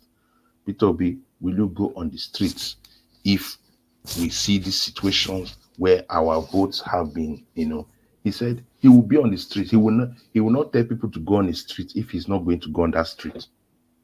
He will move on that street because that was the problem of this election with his inner circle. Peter Obi, Dati wanted everything to shut down. But Peter Obi said, look, I like to follow the due process. And I can't blame a man. I can't blame a man to say, you know what? I don't want to be the person that they will say, oh, he did not even allow the courts to go through. So now what Peter Obi did, and I always say it, Peter Obi exposed every fabric of this nation. Peter Obi exposed our traditional rulers. Peter Obi exposed our religious rulers. Peter Obi exposed our courts. So now Nigerians have seen that their court system is useless. Nigerians have seen that their constitution is useless. Nigerians have seen, thank you, Emeka. Nigerians have seen that the system, he exposed our political system in terms of primaries. He exposed our INEC, that what they say is not what they do. He exposed every part of our society. He exposed our traditional rulers. He exposed our religious bodies. He exposed our courts. He exposed the Supreme Court. So now Nigerians have seen it as it is. So next time, if you are going out, there will be a justification for what you are doing. It will be that truly our systems are useless. There's no need to trust it. So as it stands now, nobody can trust the courts. So nobody can trust the court. And I will not subscribe anybody to go to the courts. So any fight that you cannot win on the streets, forget it. If you can't win that fight in the battle, in the polling unit, it's over. That's where to win it.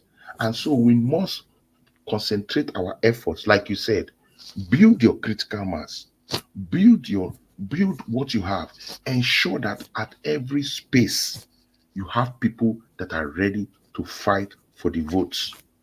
And then let us see whether we can get it. The problem is that when you don't have anybody fighting for you in certain areas, that's when they will manipulate the vote. That's when they will jump the numbers. But if you have it covered, we can win. And then we start, before we get to that point, you start hampering on the police, because they will have the police, they will have the army. Tinubu is going to use all the forces available to him by state to oppress us. And we have seen it already. We have seen how he wants to shut down public speech. He wants to shut down everything. But it's not surprising to me. I knew that that is going to be his playbook.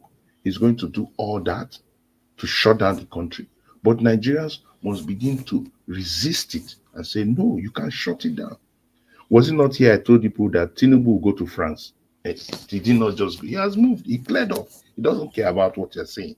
So he knows, and he's not going to remove Mahmoud because he has a pact with Mahmoud. Mahmoud will stay there till do the next elections. That is the truth. So, but wait, I heard that he's replacing him with another loyalist. So there was some guy they mentioned, I can't remember his name. He's from the West. They say he's a more loyal person than even Mahmoud. That's what I heard. I could be wrong. So you are right. So you see, he replaces the Supreme Court with somebody from the West. He wants to replace INEC, somebody from the West. The money men are his men. Everybody, he's in control of the machinery because that's how he operates. That's how he operates. So he's not operating something that is different. He controls all that machinery because he doesn't want to be a one-term president. So the question is, how can we mobilize? My only challenge is Peter Obi has to be careful with any talk of merger, because these men talking of merger, what is their own agenda? It's good if everybody comes and say, okay, the problem is Tinubu. Let's all come together and get him out. That's fine. But what happens is that those kind of arrangements now waters down the organic movement. Because when you bring in the articles of this world, the Kwakwansos of this world, the Erufais of this world to coalesce in a movement, they all come with their baggages and they start adulterating what is organic. And by the time they say, okay, let Peter Obi be the person, they go there and begin to. Peter Obi will not go there with 100% movement. He'll be going there 60% because 40% has been shared between the people that have brought power. But it's something that we need to discuss. Do we want a Peter Obi that is 60% and we know that, okay, he can work with his 60% because we need to coalesce with the Kwakwansia movement from Kanu. We need to coalesce with the Atiku group and then, be able to push him into power so that at least he can be able to find a way out, or we want him to go solo. So these are decisions, and I think that's why he is trying to mobilize his obedient movement so that he knows that he has verifiable contacts. Because now what Unisa was saying was that they will have verifiable contacts. They have people they can tell you this is their member at this point. This is an obedient. We have 10 obedience here. We have 20,000 obedience here. Verifiable intact. So that is what he wants to get, because the man is a thinking man. He's a thinking man. So I feel in my objective, it's a long way, but we have to still back the man. We have to back the man because I don't see any option. I don't see any other option. Because Nigerians, like I said, Nigerians are not people that will come out and riot. So I know that the police will do its work. Right. But, sorry, sorry. Let me just interject a little bit. Go ahead. I hear everything that you're saying, right? And it does make sense. I'm not going to, I don't have anything to push back on. But the only point is this: do you really think that Nigeria is going to survive till 2027? That's my big question. Because there's a lot happening and it's back to back. I know. And we've been taken over by insurgents from every corner.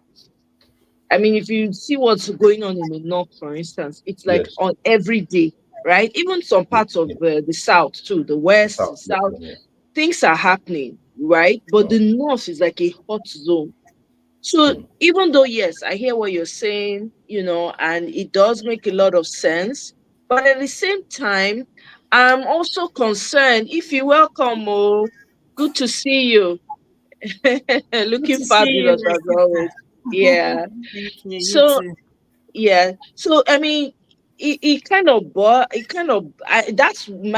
think about that. Like, can Nigerians survive until 2? Because things are so bad now. Like every day, was it yesterday or today? Maybe earlier on today, 127 people were kidnapped in the north. Yeah. Do you understand? So that's my concern. That's my only concern. Right. How valid is, should we be focusing right now on an election that personally I don't see? I've said it here before. I've mentioned it to you so many times. Let me answer that question. Yeah, let me answer that question. I'll answer it based on history. All right. Nigeria historically, we always come to this edge. But we never, Obasanjo says, you wake up in the morning, when he wakes up as president, it's like the house is on fire, By evening time, everything will chill. Nigeria always gets to that age where it looks like, are you sure that this country will even exist and all that? But somehow, Nigeria finds a way to get there. Every time you have always said, oh, are you sure this election will happen 2023? Will 2023 happen? It happened. Sometimes they say, oh, during the time when you were changing elections, I think from Obasanjo to Yaradua, there were a lot of political crises. There's always these issues, political crisis, social problems. The only challenge, and I know there are real issues, and I'm not bringing it down. The most important thing is, how does Tinubu work with the military? And from what I see based on eye test, I think he has the military with him. But I don't know how far he will have the military with him. All right. Because when the military starts talking and saying, oh, you know what, we are with Tinubu, there's no problem, there's not going to be anything. Now, the military has not come since 1999. There's not been any military intervention. And the way the military is presently constituted, it's going to be very hard for there to be a military intervention, which is the only way there can be any kind of drastic or radical change in the country. So if there's no military intervention, definitely 2027 will happen, because Nigerians have attempted to replicate the Kenyan experience of a protest, but we have not been able to achieve that, because the Kenyan protest was organic and it came from a deep place where they were battling for their land, they were battling for their own heritage. So there was a collective thing around it. But our own protest, though from hunger, but it was now politicized, it was now put in culture and religion, and like what Ferreira said, our religious leaders and our traditional rulers betrayed the common man, because the common man is hungry. But they betrayed that common man because Tinubu could play those money games with them. So that's why our protest now, so it's only through a massive protest that you can really push against government. The Labour Party, the Labour group, which is one of the big groups, the Labour group is factionalized. The Labour group came out and agreed 70,000 as a minimum wage. So the Labour group cannot even call us for a strike, because if you want to put this government under a strong position, you down the tools. I said it during the protest. The only protest that works is that everybody down the tools from the airport down. No work for 1 week. Let everybody not work. Don't go to work, nothing. Then the government will now see the impact on every part of the society. Then they can talk. Until that kind of thing happens, no. If people are going to work, people are doing their things, people are going to markets, people are doing their things. But if all the markets shut down, if the airport shut down, if everywhere shuts down for 1 week, no, Tinubu will come out and talk to us. And he will begin to make the change, because people say, you know what, we are not going to work again. We are not fighting, no, we are staying in our homes, but we are not going to work. So it's only that kind of thing that can push the needle. So, and looking at it, none of those things are in place. Even if the North starts to riot, he can put the military on them. So based on this, I think 2027 will happen if we're all alive, and God willing. That is a normal trajectory. Except I told you there's a military intervention, which I don't think can happen. And except there's a kind of riot or kind of resistance, people resistance like we had in Kenya, which I don't think can happen, because you see, this seed of bigotry that has been sown into Nigeria is a seed that is growing. It has been there, but it's now manifesting itself in various facets. How can somebody say that, oh, Igbo people should hate Edo people? You see, this thing that is going on is what is used to destabilize a people from a common goal. That's just it. and many people are buying into it. Many people are Right. buying it. Right. Thank you very much, Sid. I think, maybe Mr. Ferreira wants to say something and then I'll come to Ify. Mr. Ferreira. Yeah, go to Ify. Go to Ify. I was just thinking a few things that he said, but my Okay. thoughts have not been put together yet. Put together. Okay. So let me come to Ify then in the meantime. But see, thank you so much. Oh. I really appreciate your breakdown. Even though I'm, still like, iffy, like not if you, but you guys understand what I'm trying to say. Like, I still can't get my mind out of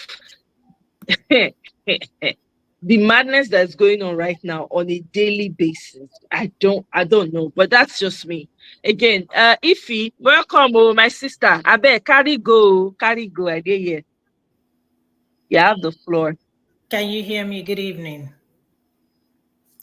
Clearly, we can hear you clearly. I cannot say I beg. I cannot say please if you don't divide this country. Because Ekene don't know your MO now. You don't cram Ekene, your do we even MO. have a country? Before the Ekene joke apart, do we even have a country? Is this a country? This Nigeria thing, is that a country where somebody can wake up every morning and say, this is my country? Where you're not even sure of whether you're going to wake up tomorrow. Every day we wake up, you will hear one news. It's so depressing. Nothing interesting is coming out of that country.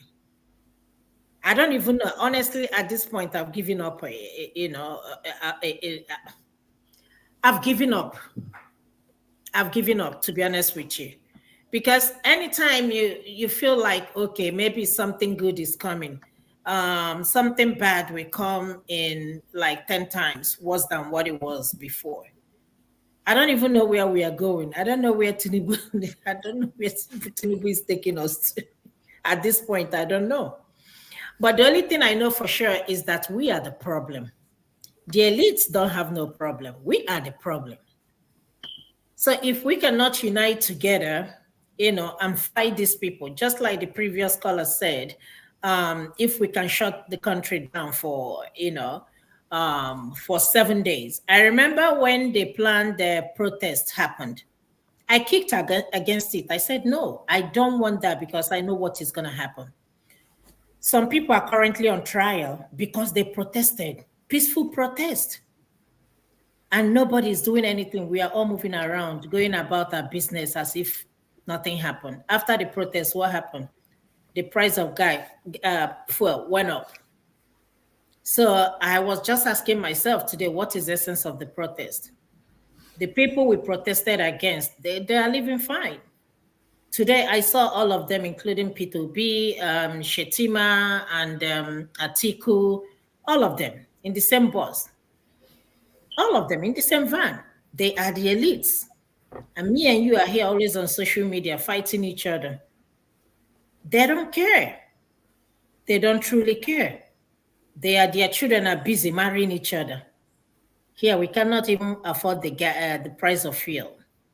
People will queue on the line for hours. Some people will wake up early in the morning just to buy fuel. This is this thing that we have in our country. Imagine if we don't have oil in Nigeria. We have oil as our natural resources, and look at where we are. Imagine not having it at all. This will be maybe 1 month, 2 months, 3 months. You wouldn't even see fuel in any gas station, and nobody's doing anything. The other time, Tinubu, we don't have money. We're not even talking about the private jets. We are not even talking about the money spent on Shetima's house. We are not even talking about the judiciary that he gave a raise 300%. We are not even talking about that. But common minimum wage, they are still playing. People cannot even afford to eat. In Nigeria, of all the country in the whole world, there is nothing we can boast of. We're not even talking about security. That one is an everyday thing. It's just like a daily bread now. Oh, this 120 people, 1 million people were kidnapped. Everybody will go their separate ways as if, hey, I mean, what's up? What do you want me to do? It's everyday thing. And nobody's saying anything. We just go about our business because it hasn't happened to you. When you say, people will say, I rebuke it in Jesus' name. That is not the solution. Adeboye told us the other day that our problem is spiritual. But his son was awarded a contract by Kaduna State government. What happened to him? What happened to the contract? What happened to the 8 billion naira they awarded him? He did not finish the contract. But his father came and told us that the problem of Nigeria is spiritual. The same father that protested against Jonathan, Goodluck Jonathan.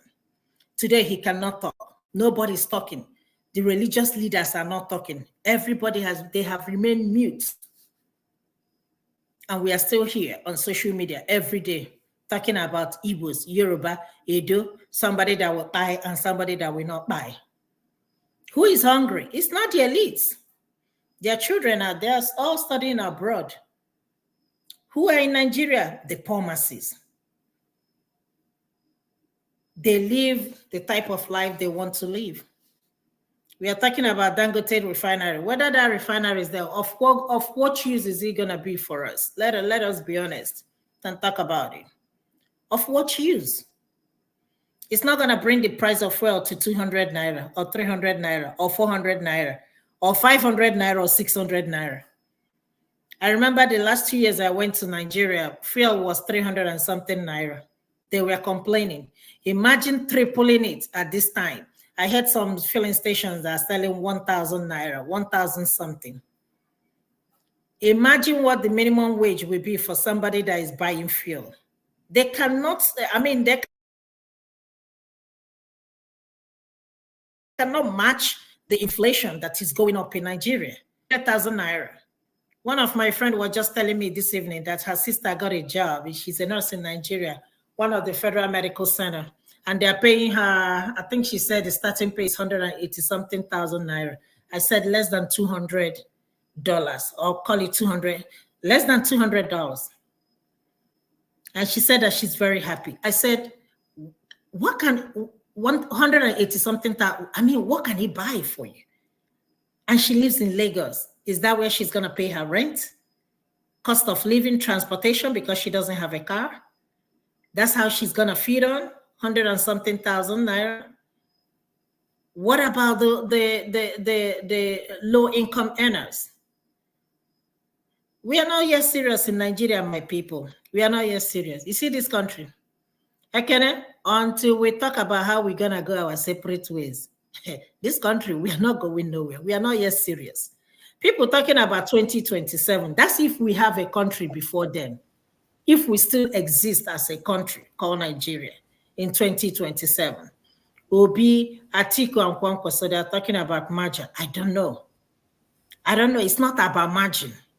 The last election wasn't about Peter Obi or anything. We know that Obi won the election. Just like Dele Farotimi said, the INEC performed their magic and gave the election to Tinubu. They can match all they want to match. As long as Tinubu is the president, it's going to be very difficult for somebody to take over power from him. In my own opinion, I might be wrong. Unless Nigerians come out and vote in mass. Like Aisha will always say, you have to still come out and vote so that it will be difficult for them to rig election. Like what happened in Lagos, like what happened in Abuja. They cannot rig it. They tried to cut the numbers, but they cannot rig it. So imagine Tinubu, what he did in Lagos, where he couldn't even win the same Lagos. He performed miracle. He failed and failed woefully. He shocked you people. Failed in Abuja, but today he's the president. So let us tell ourselves the truth. If we continue the way we are going at this point, honestly, I don't think we're going to have a country in 2027. Look at what is happening in Edo, the APC, PDP, and LP. Unfortunately, I am so disappointed that the Edo youths cannot unite together and bring out one person to say this is who we're going to support. They're not doing that. Instead, they're busy fighting. I'm supporting APC. I'm supporting PDP. I'm supporting LP. APC has been a leader, has governed you people for how many years? PDP.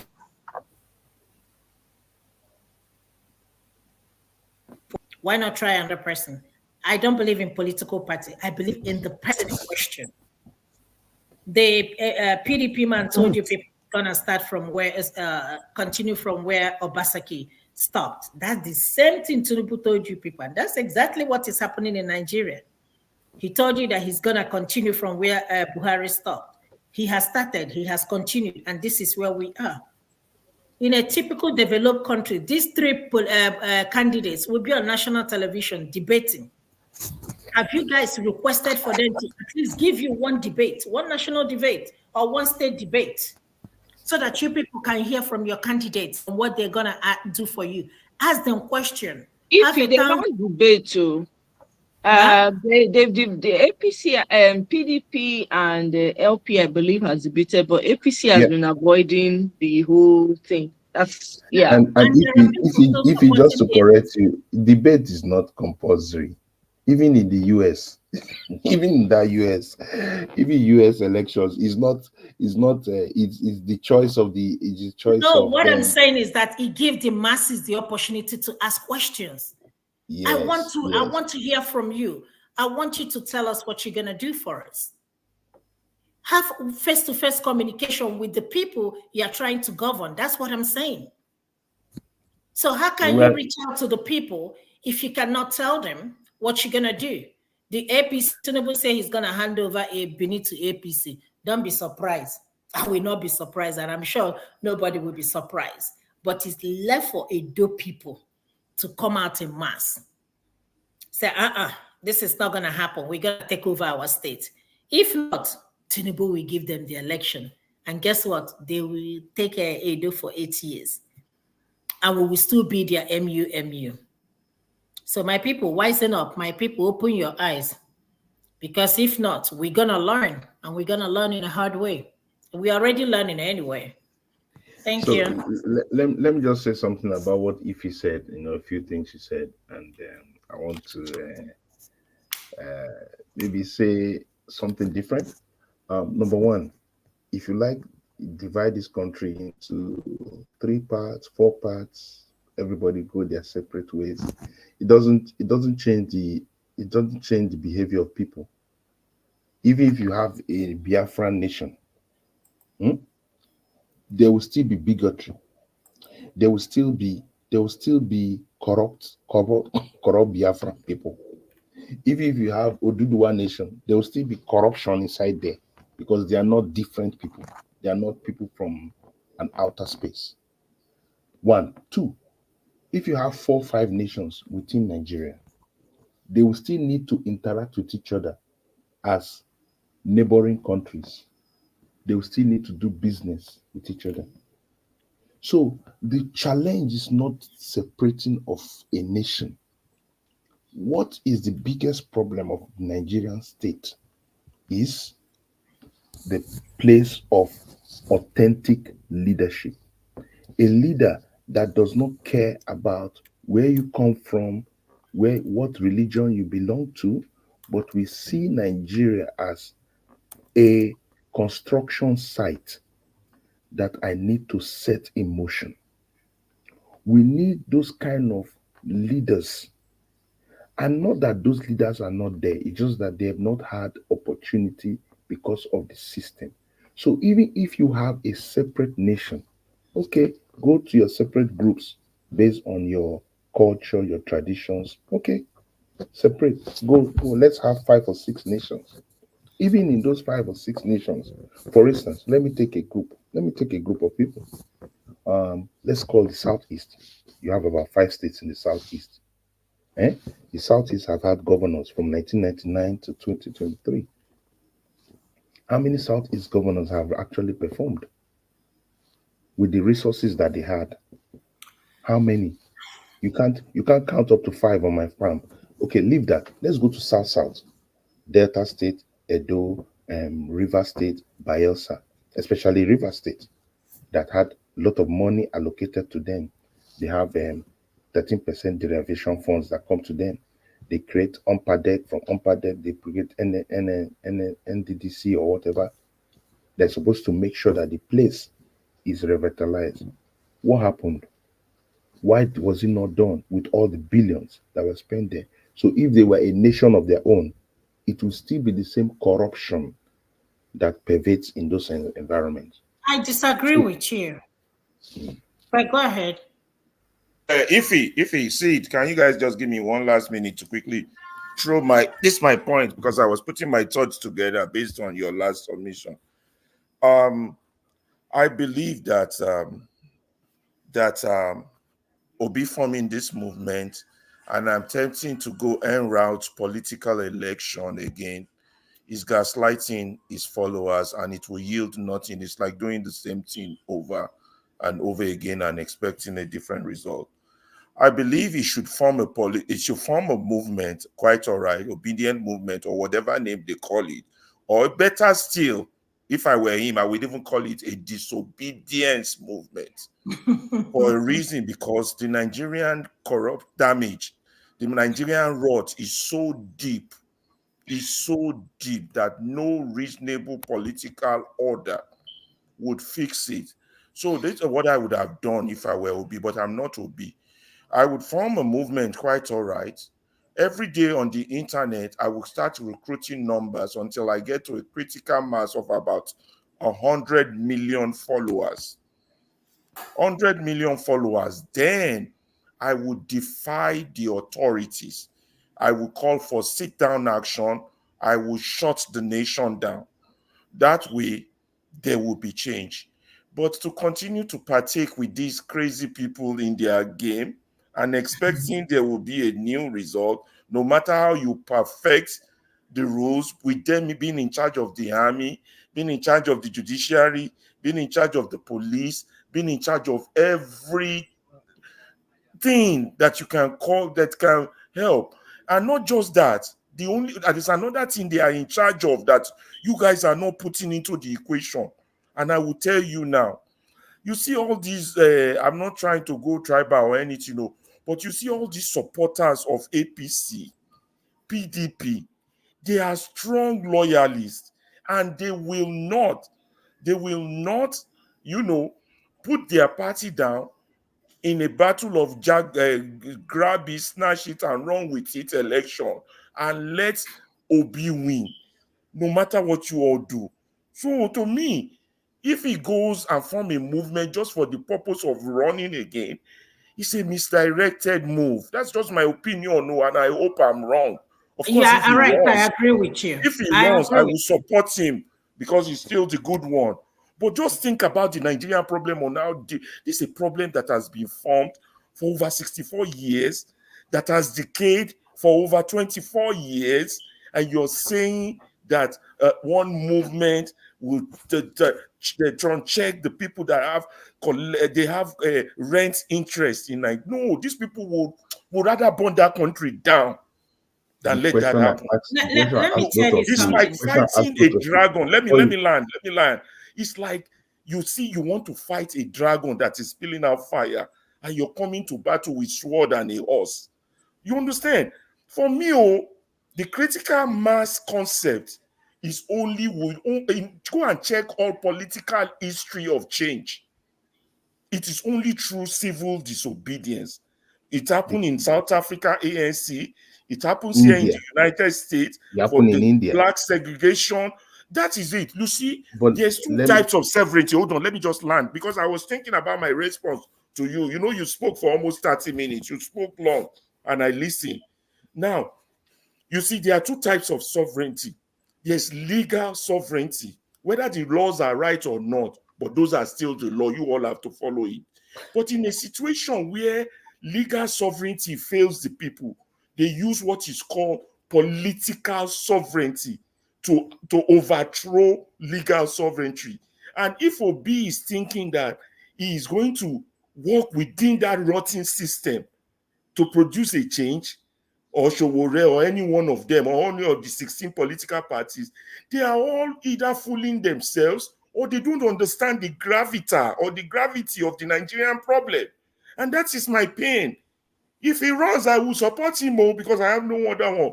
But it will be an effort in futility. That's Okay, let me ask a question I will to be both of leaving you guys very soon. I'll ask a question. I'll ask a question quickly so that if you Hold will on. respond to it, Ferreira. I need to ask the question. Hold Yeah, on. go ahead. Can Ask you the question. If Peter Obi doesn't do anything, let's say he goes home, goes and enjoys his money with his wife and his children, will you jump this thing you are saying? Will you why not you pioneer it and let's support you? Why not you? You see, people. It's not. Don't personalize it. We're talking for a collective solution. I'm not for the problem. personalizing. I'm trying to say listen. that For me, a man has stepped into the ring. I'm not condemning him. You're not listening. I didn't say you are condemning him. I didn't say you're condemning him. You're not listening. I have a problem with that strategy with the opponent, with the enemy. The enemy is massive. Don't underrate the enemy. The enemy is massive. It's been there since 1960, way before I was born. It is because of it that I left my country and live in a foreign land for 30 years.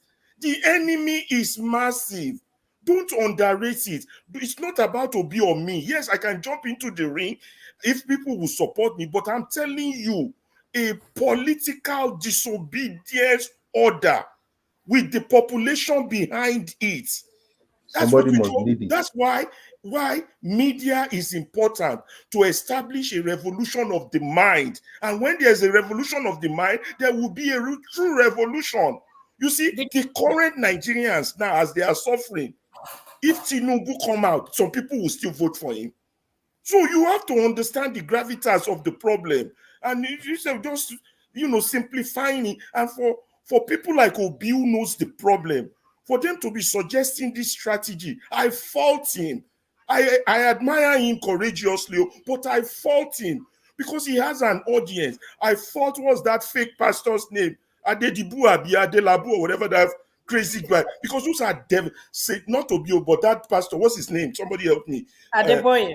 Adeboye. Those are satanic people. If Adeboye decide to truly follow God today, Nigeria will change tomorrow. It's true. Because he has 20 million people. Yep. That's a critical mass number. Yeah. Check everybody that has critical mass. Even Obi doesn't have a number as high as Adeboye. Obi has 6 million. But what Obi should be doing is increasing his number to get to 50 million, to get to 100 million. There's no way you will have 100 million followers. You will not make a political decision in that country. You will drive these people out. They will run. But that's me. I don't know politics. I'm just suggesting my own idea. Everybody is suggesting their own. I don't fall to, I admire him. Don't go there if that's the case. Why don't you throw I don't like those kind of argument. It's like, it's all right. It's all right. It's an Yeah, argument Mr. Ferreira, I think when he Sid, can you clarify that point? I don't think that you meant it in the way that Mr. Ferreira is taking it. I didn't want Yeah, it, so clarify I didn't to mean it him, because personal. I get where Mr. Ferreira I is was coming from, and I kind understand of what he's agree saying. with some of what Yes, he's saying. Yeah, go ahead. I've agreed with him in terms of critical mass, that yes, we need to build critical mass. And I was the person that said Peter Obi is already starting that movement to get his critical mass and to be sure of the number he has. But the question, where you are saying, okay, if he gets that critical mass and he can now move to shut down the country. The question is, it's easy to pick up a Peter Obi and lock him up. Listen. Because listen, the movement will not be solely about Obi. The movement will be on two things. Nigeria cannot continue like this. Nigeria must change. Yes. But Obi could die tomorrow, God forbid. Does that mean the movement died? No. So, but that's why I'm saying it must be like an idea. ANC continued despite Mandela being in jail. Yes, it must be an idea. Yes. So what I'm trying to say is that each of these ideas, whether it's ANC, whether it's the Indian Mahatma Gandhi that used the movement, the resistance, shut down things. It must be led by an individual, a rallying point. So now I agree with you on the sense that, okay, Peter Obi now is like a rallying point. Now build your critical mass and then let this critical mass begin to push issues. That I agree with you All right. But what I don't agree is we're always saying, oh, this behemoth, this behemoth. If we don't do anything, every time if he comes and says, oh, this, I'm tired of Nigeria, but the truth is that she still comes because she's not really tired of Nigeria. She has not got to critical mass yet, because we still have to find, why we are talking like this, let us find the solution. Let us find the best solution. Okay, you have brought a solution. Okay, the man has already started to see whether he can get his critical mass. When he gets there, how can he pivot it to make sure that he can push against this big behemoth? So for me, all I do is, we got to do all we can in our little spaces, just like here, to say, how can we push against the media? How can we make Omoye look at now how many people are on this platform? Let them subscribe. Let them do, because the more Omoye's channel becomes big, the more she becomes a media personality. It's not rocket science. It's not rocket science. Then before you know, those mainstream media will be pushed out of the system. Then the media that people will be hearing is this media that is direct to the people. Look at the North. The North only uses transistor radio. They don't use all this Twitter and all that. Social media. And they're able to mobilize through transistor radios. So who can go into that transistor radio space and begin to shift it? So I think is this thinking differently outside the box. If you are fighting a big person, if you use the conventional way, the big person will overwhelm you. Even if you are a small company fighting a big company, the big company will outbuy you. They will do everything. So small companies must find different ways to maneuver. So we, as it were now, as small people, as we are building underground to build the critical mass, like you said, we have to find a way to maneuver these people in this system. We have to find a way, So I was not going against you personally and all that. Why I said that. It's because of things like that I like to join mind with like minds. Up till now, okay, as we have been coming on the internet, for there not to be a what do you call it, a register that says, if you're dissatisfied with Nigeria, join us. There's none. And we want to change the system. Also, I want to say, okay, because look at the issue of PDOM. Look at the issue of PDOM. Yeah. Right, look at the issue of PDOM. Go At the, most of these people now, and I'm praying that they will not, when Omoye travels, they will not say Omoye is part of them now.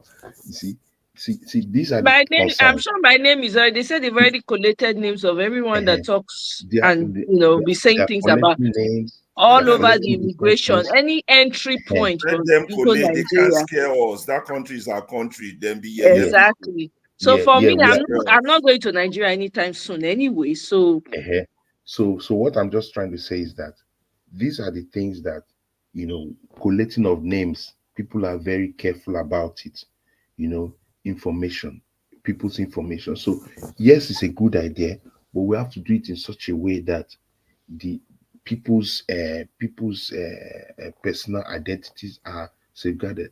You can imagine if they could impersonate P2B in London airport, somebody had his passport, then you can imagine how far they are ready to go. So it's a good idea to get the data of people, but it must be we done have in to. If we in want such a to way. change that country, we have to, and we have to put aside all these our fears. But it's already in They will kill us, progress, they like I will said. arrest us, Like I said, or else we just continue like 1 year ball. We 1 year we the block for Mr. 1 Ferrara, it's already, like, see what Guy is saying, it's already in progress. The obedient movement has been inaugurated. They're already collecting data of people that will be part of movement, both in diaspora and locally. So people are free now to be part and parcel of that obedient movement.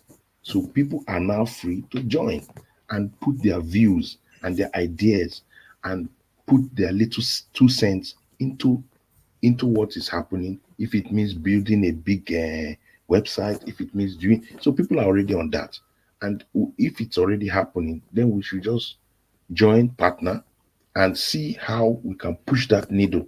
because the needle is very big and deep. Yes.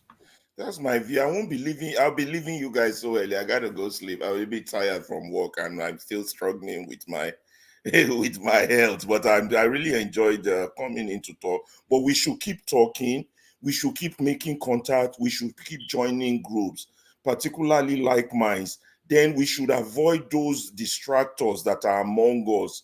Those who won't let us get, like today. Now, me and you exchange very intelligent suggestion. We might not have come to a full agreement, but there are some areas we are in agreement.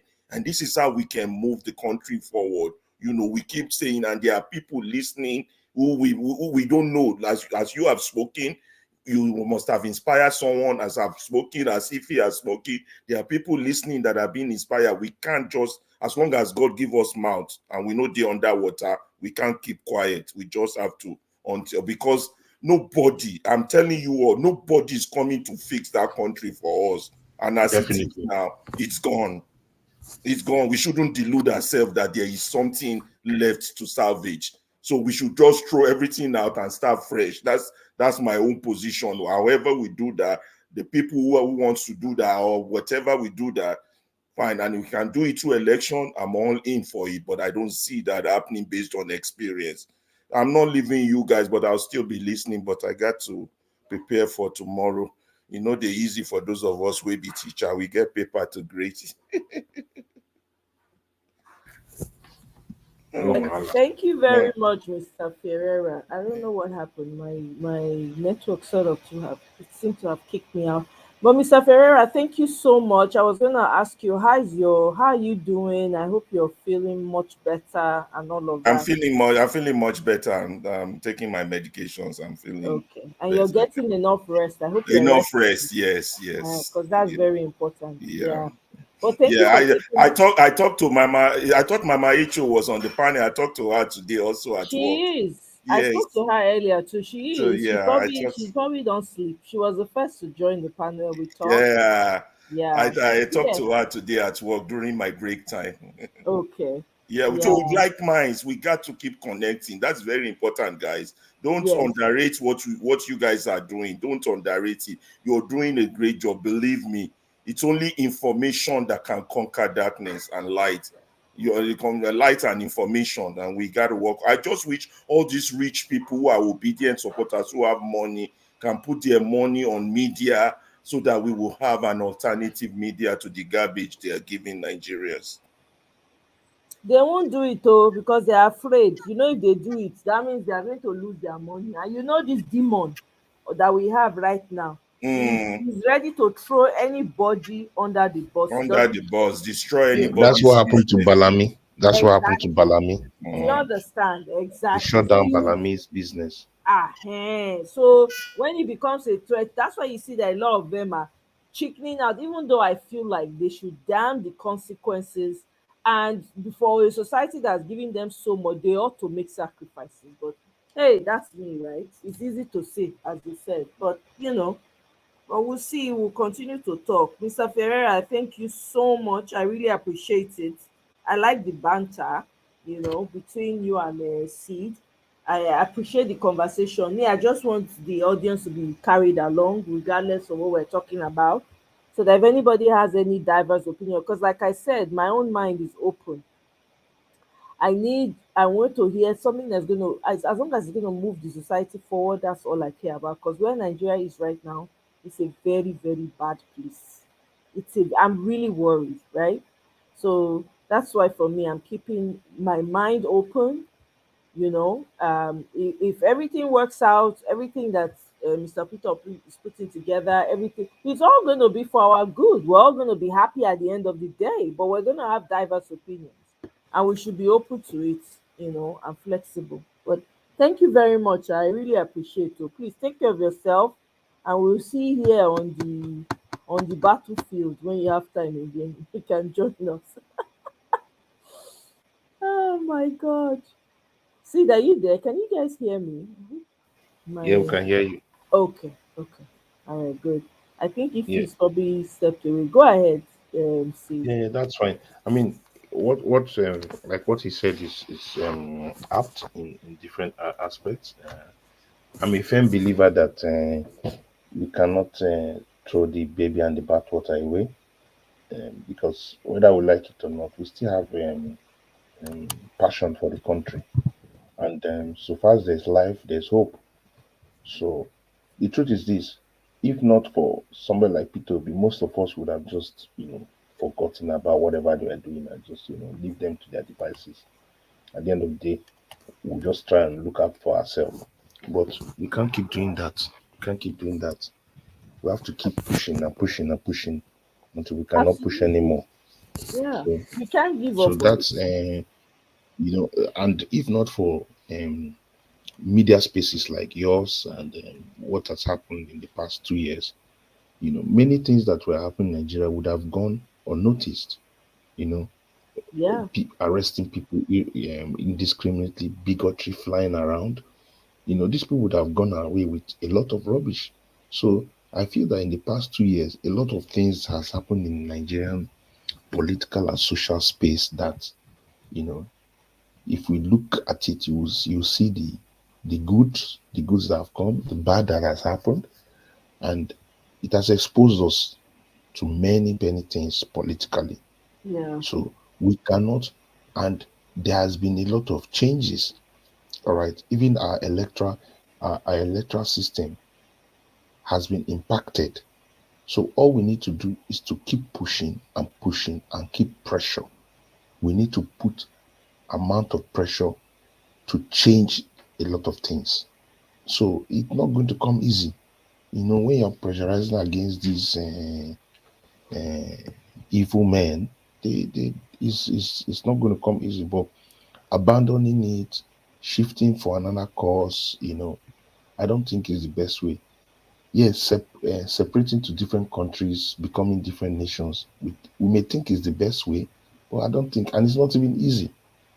It's not easy. It is it doesn't come not the easy. same criminals that we go to all those? It's the same people. It's the same It's the people. same You people. know, And the mindset is messed up. the It's not mindset going is to the work. problem. It will be worse.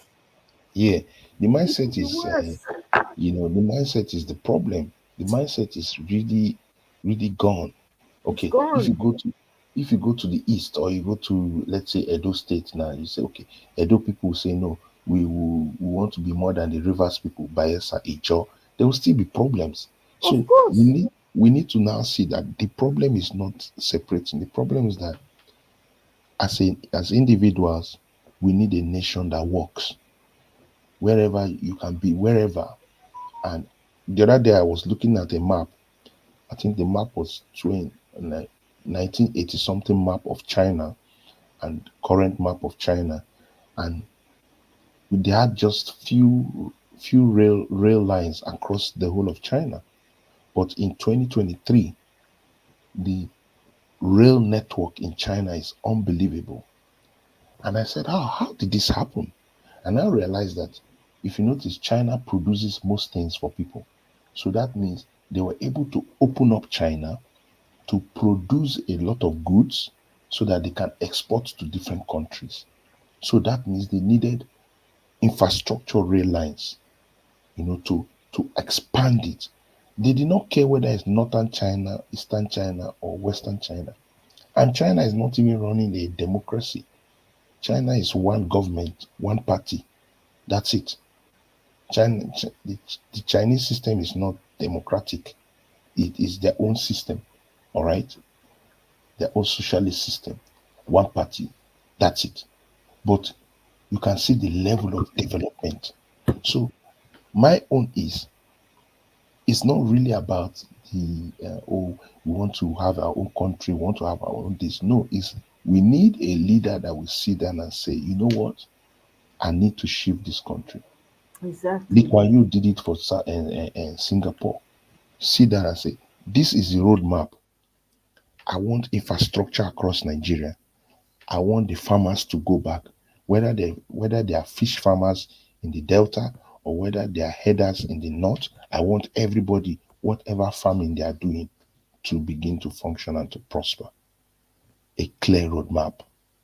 Then nobody will see any dichotomy. Oh, you are favoring these people. Like for instance, now student loan. I heard the student loan. They are not bringing student loan to start Easterners. So that's just ridiculous. You say there should be student loan. You only keep the student loan for people in the Southwest and people in wherever you like. For me, I just see that's the level of leadership. So there's a problem. So we need to, like what it says, we need to increase the pressure, build momentum, increase pressure. Like I remember the last electoral law that was signed into law by Buhari. It was pressure. He didn't want to sign it. It was pressure. It was pressure. You remember when they did not want to even sign the electronic communication? They said, oh, there are some places that don't have network. But people put pressure on them. People put pressure on them. What are they saying? There's no, even in Sambisa Forest, those hoodlums in Sambisa Forest, are they not on Twitter? They're even giving giveaway. Yep. How are they doing it? Yep. Are they not using internet?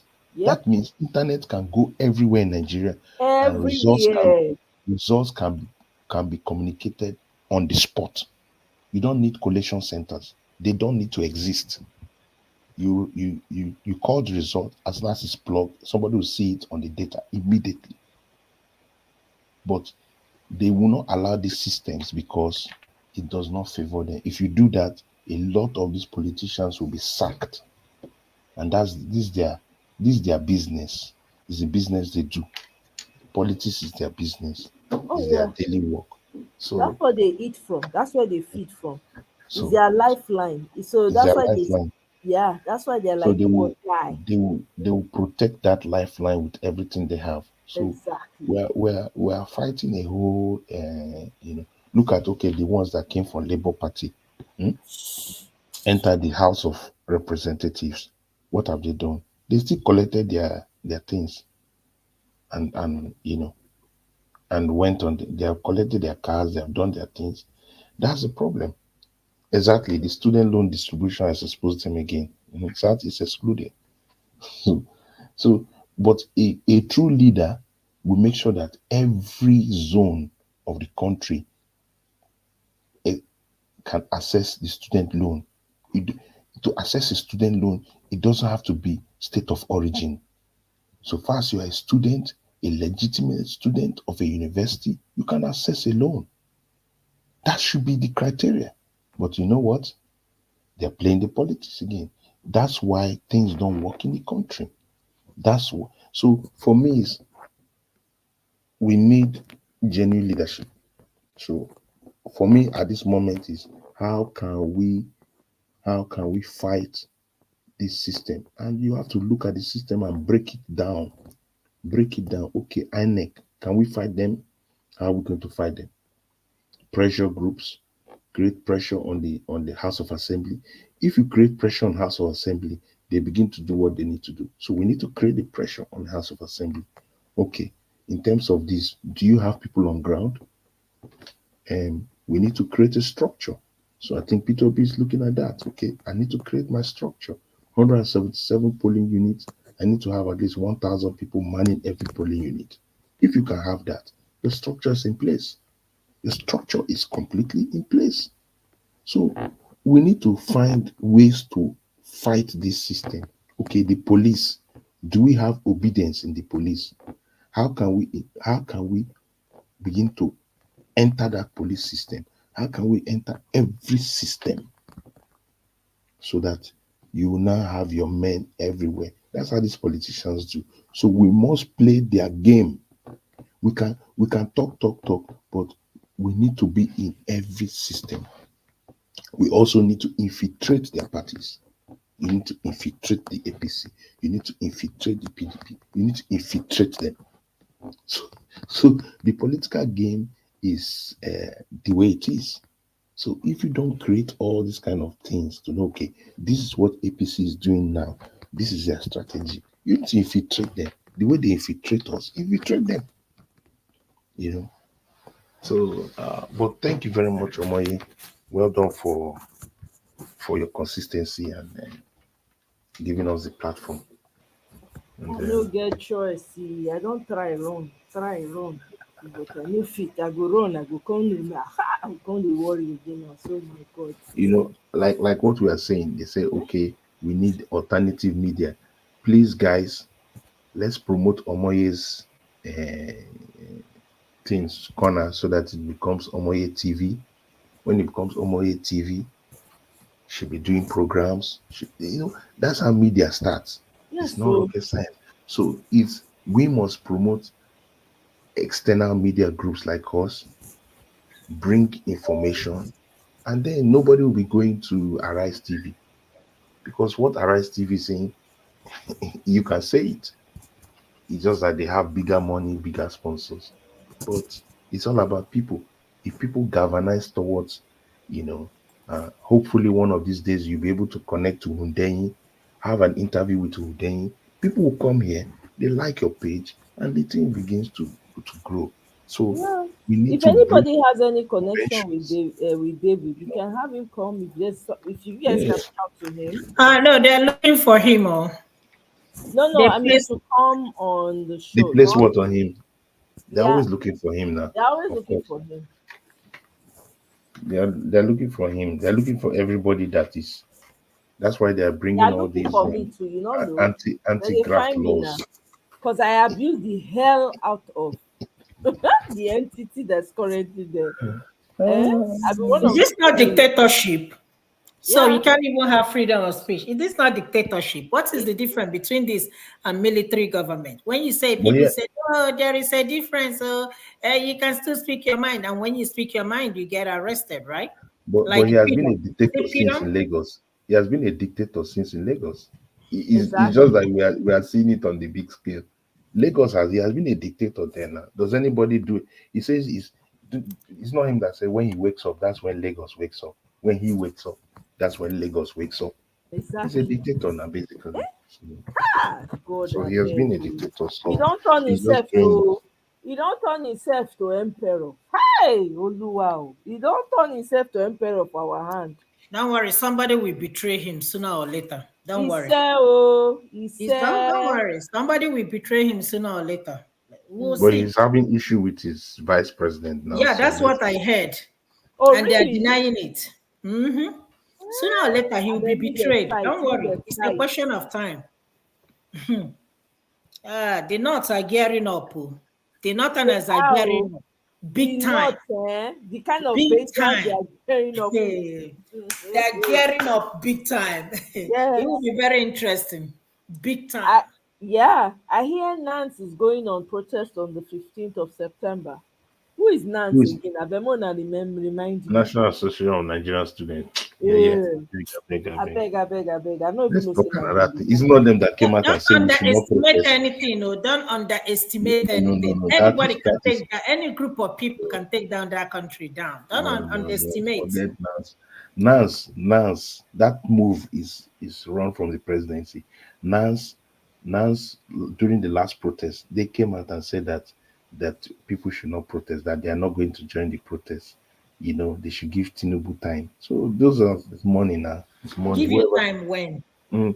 Huh? So- Give you time when? This is going to 2 years. 1 year don't pass. So we are heading to 2 years.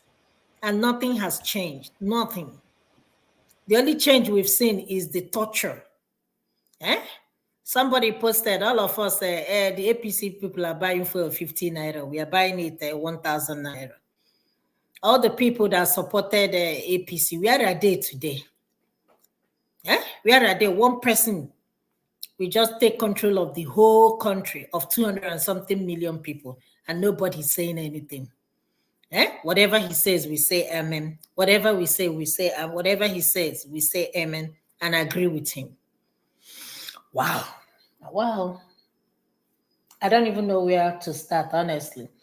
If I tell you that Nigeria is not just in Nigeria as a country, it's not overwhelming.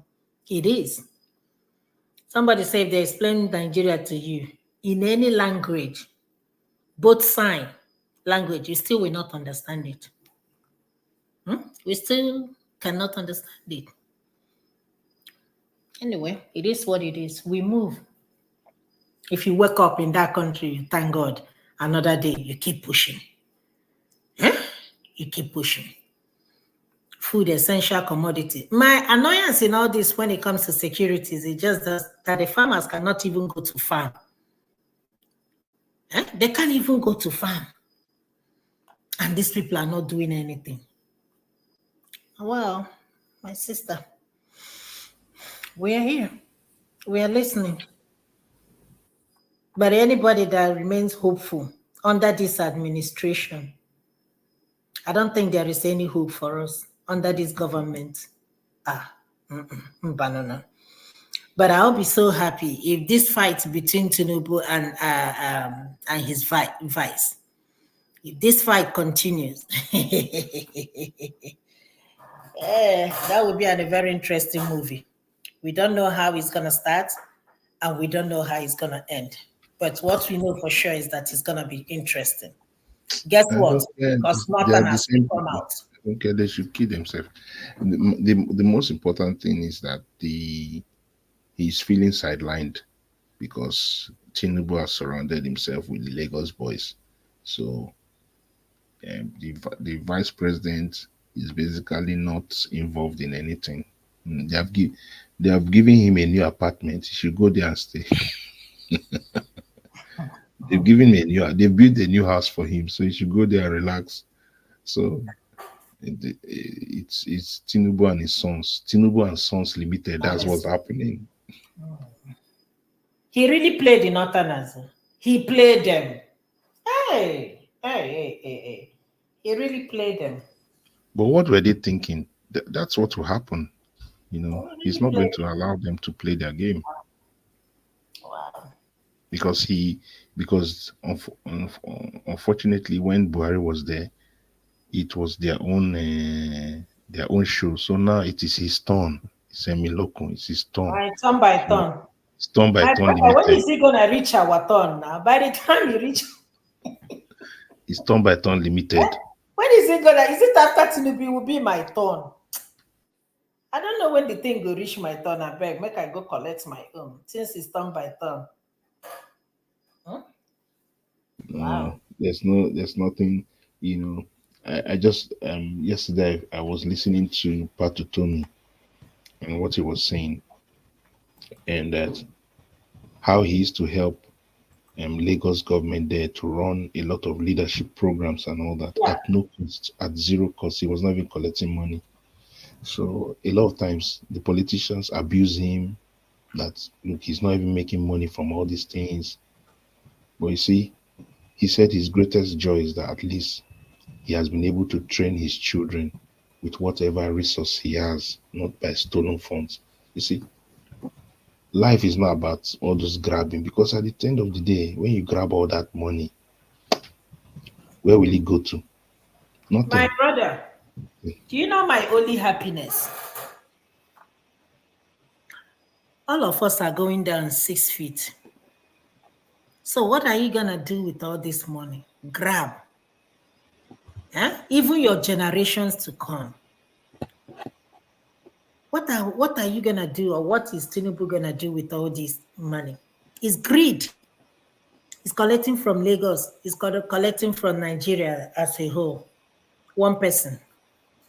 How many more years? I'm not God, but how many more years does he have to live in this world? How many more years? Well, Do you see they are going against Abel Damina? There are people who have come out, some pastors are coming out and also abusing. It's crazy. but the man is still winning, no? Omoye. The man is still giving them woto. He's giving them woto. They are not happy with that woto. woto. They are sending people after him to respond. He said, proof. Do you want proof? If I bring proof, and he's bringing it, he will throw one. Bakam. All of them will be running tiki kata kata. The man is winning. All the Nigerian pastors against Abel Damina, he's still winning. He's still winning. That's good. I'm glad. He shouldn't give up, because the church needs cleanup. It really does. Religion in Nigeria is just for brainwashing, nothing else. And siphon people. Take. That's all. Yeah. You hear say na cheerful giver. Of course he go be cheerful giver now. That's when you know work hard for him money. Now so he I, dey. I remember one of the German pastors, German religious leaders then, he made a statement after he was arrested by the Nazi government. He said, when they came for my neighbors, I did not say anything. When they came for the Catholic, I did not say anything. When they came for Jews, I did not say Yeah. anything. Then they When they came for came me and for there was me, nobody to there show was up. Yeah. nobody to talk. You see, the problem of our religious leaders and even now, even traditional rulers is they are eating from this system. All right. The system is so corrupt, they have allowed them to. Say Shetima slept in his new villa. Nice. I'm telling you, he has slept Let too him much be, in his unite. let him be enjoying it. So the truth is that our religious leaders, most of them, if you trace a lot of things, you see that they have been in cahoot with the political men. They come to them for prayers. They sponsor their facilities.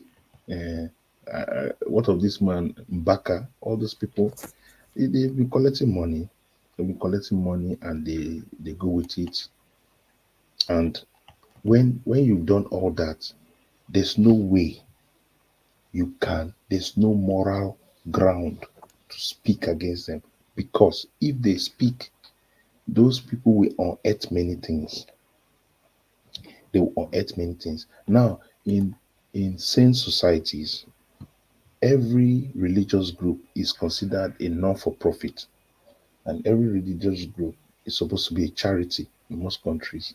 And so they are supposed to regularly give reports every year. If you go to the US, if you go to the UK, so every year you give a report, a financial report of what you have been doing as a non-for-profit organization, as a church or charity, and the accounts are audited.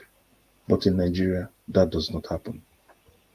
And I'm not saying that, oh, they may not be doing internal auditing. No, that's not what I'm saying. I'm saying that there's no concrete reporting system that comes to the government. So you see, that thing has been silent, and it continues. You don't disturb their space. They also don't disturb the government. When there's issues, government call them to say, talk to your people, tell them to calm down and pray. Everything will be okay. So the people, they communicate to us like that. The religious leaders, if there's problem, they say create Oro festival. If you create Oro festival, everybody will stay in their houses. The traditional rulers will do exactly what they're doing, and they give them money. Do you know that every money that comes into every state, 10% of it goes to the traditional rulers? So why would traditional ruler talk? Because the money he's getting from the state governor is to create that kind of thing. So you will never see any traditional ruler that goes against the government. That traditional ruler, number one, he will lose his tool, or he will not get any money, and he will dry out. He will completely dry out. So the traditional rulers cannot do anything. The religious rulers are at the mercy of the government. For you to see a person that does not care, then that person, you know that that person is someone that they cannot find anything against him. Somebody like El Buba can say what he needs to say. So, and it is very unfortunate, because if our religious rulers or religious leaders can maximize, like what Ferreira said, can maximize what they have, we can change this country. And Damina, the thing about Damina is Damina had been part of the whole system, all right. So, and Damina had an epiphany, he felt that there are a lot of things that he used to preach about that, doesn't really align. So he starts going against it, and they are not conventional, they are not the mainstream, because he was listening to the guy they call Womack. Womack is an American preacher, and Womack is very down to earth guy. So, I mean, most of the things Damina is saying is very, commonsensical, but it is drying out. It's causing a lot of problems in mainstream. The bigger churches. I mean, Damina's church is big, but it's also causing problem in bigger churches because of income stream coming in. So they really they're not happy with him. And Damina is a radical guy. He's a Kaduna boy, so he's very radical. He doesn't send anybody. So, and you can't do him anything because Damina has been part of. He's the second tier kind of fathers. Okay, you have the first tier guys. They are Oyedepos, they are Deboyes, the Kumuyes. Those are first tier guys. But He's not afraid of anybody. You have the second tier guys, which Damina comes into. All right. So they send anybody. So leave them and their wala. I don't enter their wala. My brother, let me tell you something. No, they are part of the problem that we are dealing with in Nigeria. They are part of the problem. Because if Adeboye will come out publicly to tell us that the problem we have is spiritual, but he was among the people that protested against Jonathan. During that time, was the problem not spiritual? I agree with him. It's spiritual. It's spiritual because how is it spiritual? We have not even when people talk about spiritual issue, I get offended. We have not even finished fighting the physical battle. And you're talking about the ones that you are not. Calm down. It's spiritual. Huh? It's spiritual, but when they are sick, they will fly and go to abroad and receive health care.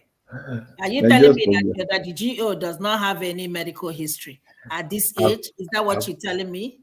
I told Omoye. My brother. I told Omoye that I think this is spiritual because Agbado has kept all of us quiet. It's like we are under a spell. Nigerians are operating. Not keep me quiet, oh. I'm not there under enough feet. He used money to settle them. Nobody's talking. Nobody, no preacher is talking. Even the people buying 10 private jets. All of them. This is the kind of prosperity gospel that we hear in Nigeria. My brother, let me tell you something. Be honest to yourself. If you see Nigeria, if you're not a Nigerian, and somebody bring you to that country, would you ever believe that there is God in that country? Go and look at all the Christian nations. They are the poorest in the whole world. Go and check them out. Go look at them. Nigeria, Afghanistan, Ethiopia. Let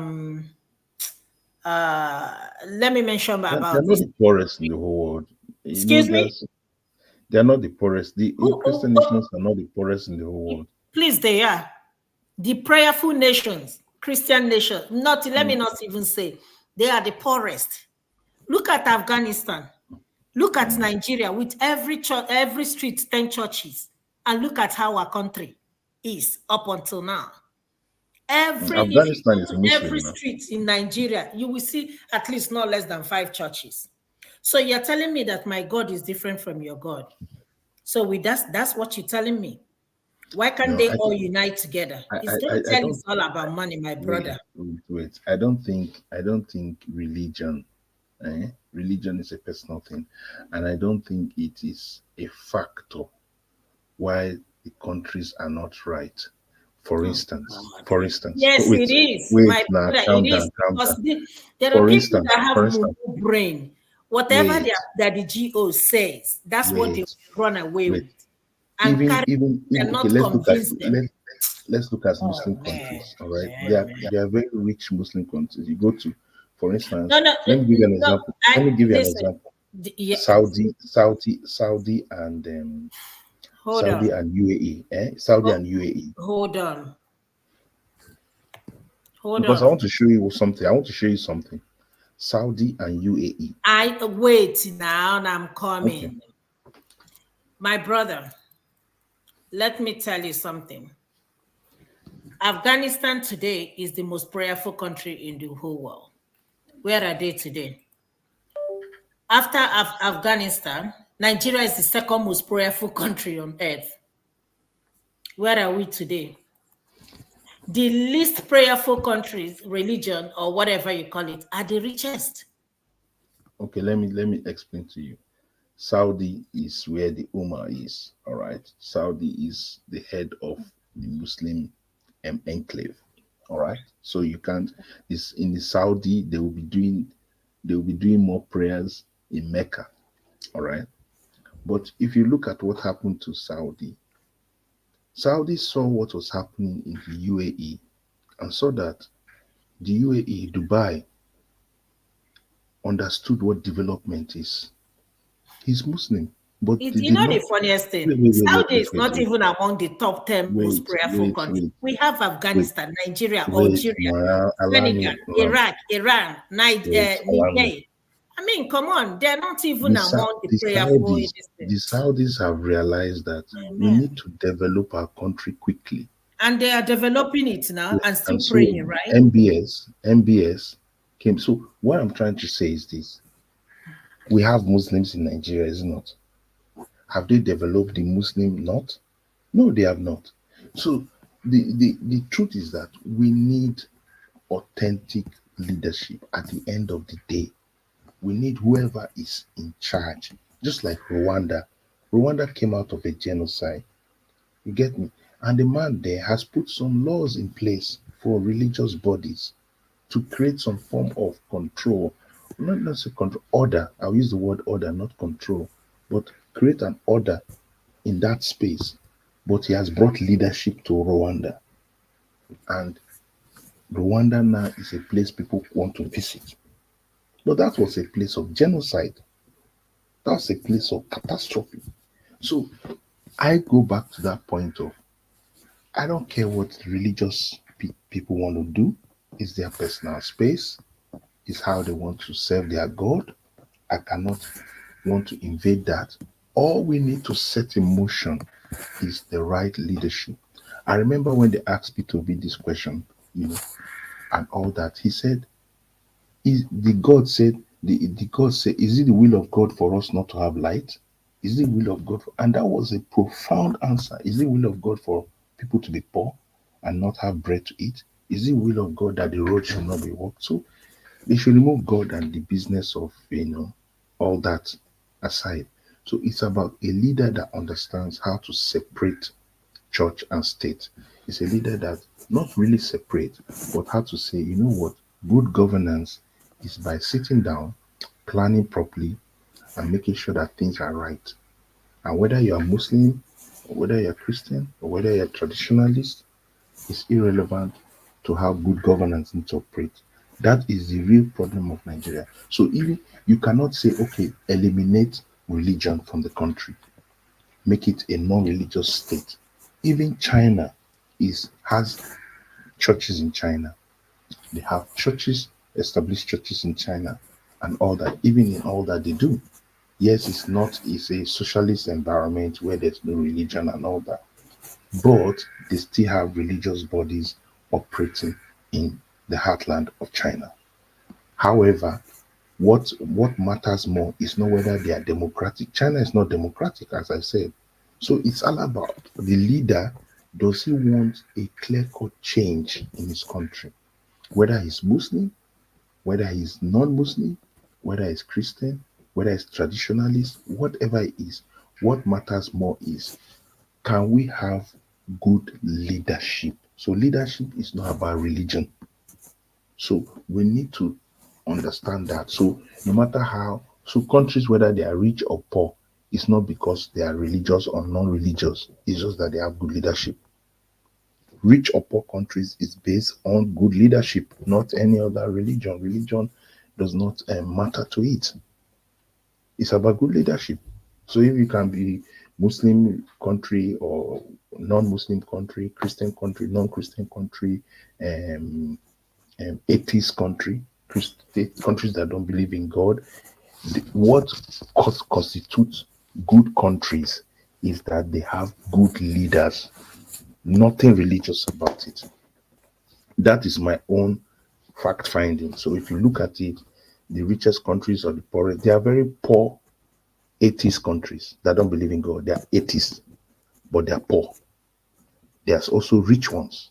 So it comes to good leadership. My brother says that Nigerian pastors are part of the problem we have. Okay? They are part of, whether you like it or not, they are part of the problem that we have in Nigeria. They're not. Imagine somebody says something, whether you or Ferrero. Imagine all these Nigerian pastors, if they come out together and unite against the government, you think there will not be a massive shake in the government? Is that what you're telling me? But when you have a pastor who has about 20 million followers, we come and tell you that our problem is spiritual. What signal does that send to you? But his son was awarded a physical contract, right? He did not do the job, right? And ran away, right? And that is in a Muslim state, right? Come on, people. Let us not be deceived. They are part of the problem that we have today. Because there are people that are not exposed like me and you. So whatever their pastor says, that's what they will have in their head and run away with it. Our daddy in the Lord, our Papa Gio said this, our Papa Gio said that. Kenneth said our religion is good. I'm not saying that religion is not good. That's not what I'm saying. But the practice we have in Nigeria, that is not true religion. That's what I'm saying. I'm not saying that religion is not good. But what we are practicing in Nigeria, it is not religion. Honestly speaking. What kind of religion will a pastor tell you, sit on a chair, you go and tap a blessing? I mean, what kind of nonsense is that? What kind of foolishness is that? Huh? Or use the comb and comb your head so that you comb away your problem. If you don't pay tithes, things will continue to be tighter for you. Let me tell you, if there is no monetary gain in religion, none of them will be pastors today. They are there because of the financial gain. People are stealing from the government and giving them to pray for them. Most of the churches that have money today is from the money stolen from the government. Yeah, but you can't blanket all that. You can't create a blanket statement like that. What do you mean a blanket statement? You can't say that for all the pastors that are there is because of monetary gain. 98.99% of them. Why can't they go and hold on? When you're telling me you're preaching to spread the word of God, let me tell you where you have to go. Go to Afghanistan and preach to them and convert souls. Go to Afghanistan and convert them. Do you think that they are not underground churches? Convert them. Wait, calm down. If you watch everywhere, all these people are going and just one thing you need to understand is, if you don't have facts. What kind of facts? What kind of facts? Let me tell you. Okay, let me explain to you. My brother, good night. Hello, greeting. Listen now. What kind of facts do you need? There are a lot of missionary underground churches in what is called the 1040 windows. All right. I said greetings. Yes, ma. I sent text. I didn't hear from you. All right. So that's okay. You want me to call you tomorrow? Oh, did you call me? I text you. I said you want me to call you, but I didn't hear from you. Oh, I was sleeping. I just woke up. I was tired. Okay, let me call you tomorrow. I'm going to bed. No, we can talk. No, now? You want close? I want close. No, tomorrow. What I'm saying, to talk tomorrow. Our personal conversation. All right, we can talk tomorrow, my dear. Yes, ma. Yes, ma. Mama Hecha, you were saying something before. Shana Triumph with this? I don't know who the person is. I can't even. Is this Triumph or Nigerian? I don't know which one. You say, they say all these pastors not contribute to our problem. No, I did not say that. I said we cannot blanket everything. We can't blanket. It's not only pastors that are contributing to the problem. Who said only pastor? It's not a blanket rule for all of them. Let me tell you the two group that are killing us. The political elite and the pastors, the religious leaders. How can you call it pastor? What of other groups? See. What of traditional rulers? Wait now, wait. I not remove them all. See the political leaders, the pastor, the religious leader, the obas, the chiefs. So in order not to do the plenty, you go categorize them for the oppressors. Did you understand? No, Allah, I understand. See, you see this journey when I come back, can't do so, Shebi, they say that they put their knee for the neck of my children. They don't want to let them go. Say that so my children when God create to be queen, prince, princess, and king. They say make them become slave forever. Abi? See, I don't care. You dey hear me? But say my children will not be free is a lie.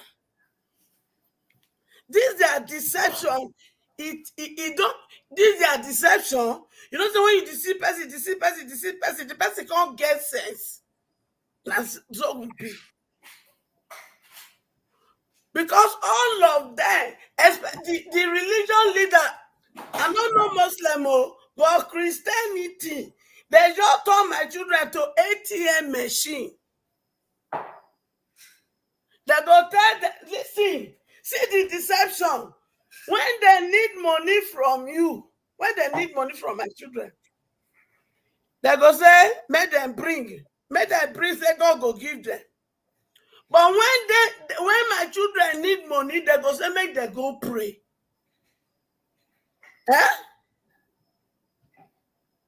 See, I want to ask you one question. Is it Triumph on an exam? I want to know who I they talk to. Identify yourself. Seed, seed. The name is Seed. Okay, Seed. I want to ask you one question. If you be Christian, they say we won't go heaven, Abi? So I want to ask you this question, Seed. Yeah. If Jesus come today, starting from the pulpit of the congregation, how many Jesus unrighteous?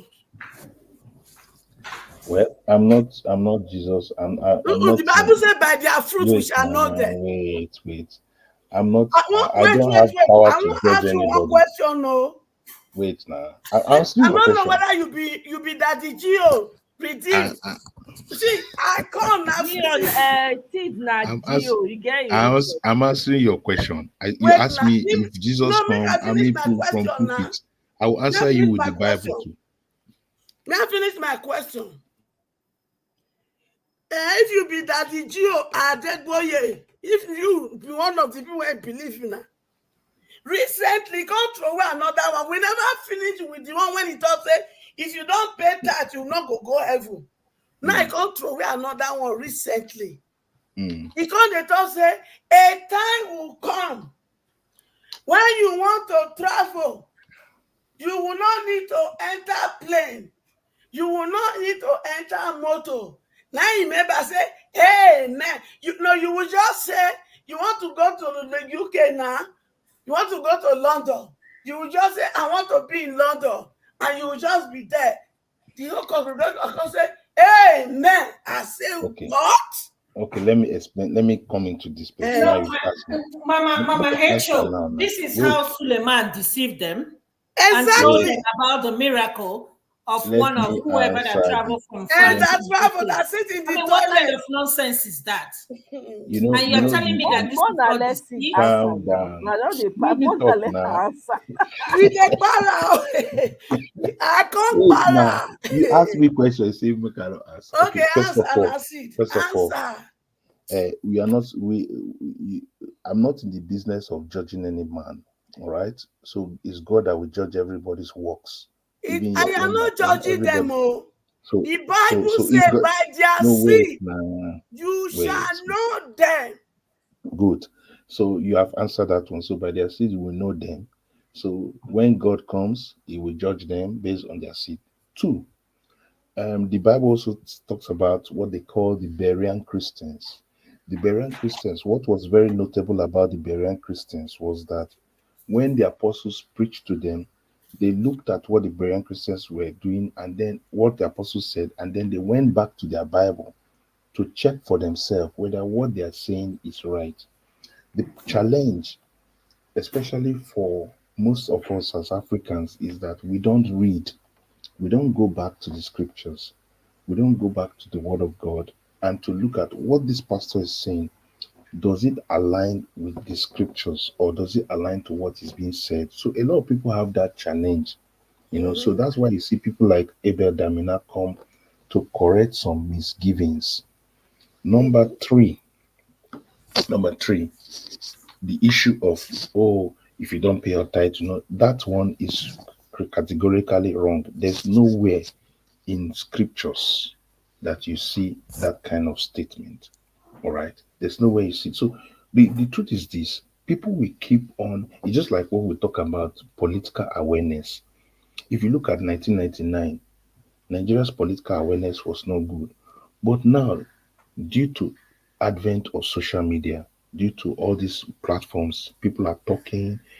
When we know Mama Hecho, we are hearing people different views, different understanding, internet exposure.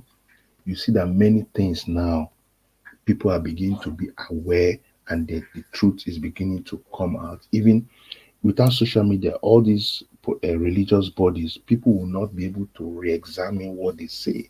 If you notice now, most of them are now becoming careful in how they portray themselves and how they communicate.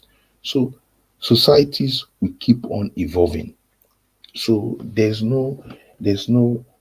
agree with you, by their fruit you will know them. That's fine. But sometimes many things that we hear is not actually what it is, except you go into the system and say, okay, is there a process? Is there a process? So there must be a process of check and balances of religious bodies. That is my take. And we actually have those laws. 2 years during Buhari's government, he wanted to initiate those laws and he got backlash. Many people backlash him, and the guy was suspended from doing that, the guy in charge of that, because there are laws in terms of charities in Nigeria, in terms of religious bodies in Nigeria. There are laws in terms of how old the general overseers can be. There are laws in terms of successions. There are laws in terms of how their accounts are audited. But every My brother, time, forget about the laws. wait now, allow me to land. Allow me to land. See the land now. Every time, Stand every up. time they keep a blind eye on it. Nobody investigates them. Nobody investigates the Catholic Church. Nobody investigates the Anglican, the Methodists, the Pentecostals, and the mosque and the clerics. Nobody investigates them. They are allowed to run amok. So, but if you bring order to that system, you realize that many things will naturally fall off. So that is why I go back to leadership. If you have the right leader that doesn't care about whose ox is God and bring in proper order to the system, you will realize that the authentic will rise to the fore. That is it. Wait, you are right. See, let me tell you one thing. In the 80s, when I small, when I don't get sense small as a child, when you do something wrong in the church, you will be disciplined. Yes, they'll suspend you. You will be disciplined. So then, that is when, to me, as a Christian, that is when Christianity was Christianity. I agree with you. I cannot say when this nonsense, begin to creep in, when the prosperity gospel begin to come in, that is when they begin to deviate. I agree with you. Because today, I know they blame my children when the younger one too much. Because it came a point in their life, most of them grow in the church, they grow in the mosque. It came to a point in their life, they now discover that what they preach in the pulpit is different from what they practice outside the pulpit. Growing up, my sister Ivy, there been a boyfriend and girlfriend, how you dey hear before? Abi? Yes, ma'am. And even when you want talk am, you know they boldly they talk am out. Oh, you can't boldly tell your parents, say in front of elderly people, say you get boyfriend. You can't. But today, that they do boyfriend and girlfriend, and they go, they tell me, say they are dating. Dating what? And people like Apostle Suleiman, when they talk to younger one, he go, they say, is it you are dating? Are they dating? They turn a shower prostitution. They call modernizer. They call a hook up. But that's society problem now. Wait, see, me I go wear one trouser. Mama, I beg, I don't feel. Listen, you go carry picking the stubborn, you go come carry and go meet your pastor. Make it cancel picking. To cancel picking, go come bring his bola come out for picking. Then they go they tell picking say their bola na anointed bola. Mama, they outside though. They wait for pastor make it cancel picking no. Then at the end when you can't use the bola, they do the picking nonsense. You go come tell the picking, say not tell anybody. Must pastor cancel picking? Why won't parents do it? See, now they bring the mosque, they come home. Because I go come physically meet you. This one when I come. Calm down. Must pastor. See, let me tell you what you, if you know what it affects me now. Because so we don't destroy our society. Parents cannot feed their children. Then children are not the one feeding parents. And in order to feed your parents, you go come do olosho. Your mama cannot talk because poverty don't make her useless. My daughter that they trapped, the one when I see recently went boy me for Bele. Oh, my yeah. You know, say that one new country when they build, when they try to build Ibrahim. They carry my daughter, go they do a low show from Nigeria. Fellow Nigeria, you men, and they do a pass. They go tell they say they get work for them. You don't they blame us now? And they blame now because the one I see recently from Burkina Faso, now they carry my daughter. Now go promise them, say work there for them. Because they are going through challenges, they will follow you thinking that you are a Nigeria brother. You cannot do that to her. When they read Burkina Faso here, when I go come tell they say, they go come even they use Bible justify the thing. You see this wickedness when we do to ourselves. Una go stop them by force. Because I go snatch my children from all of una hand.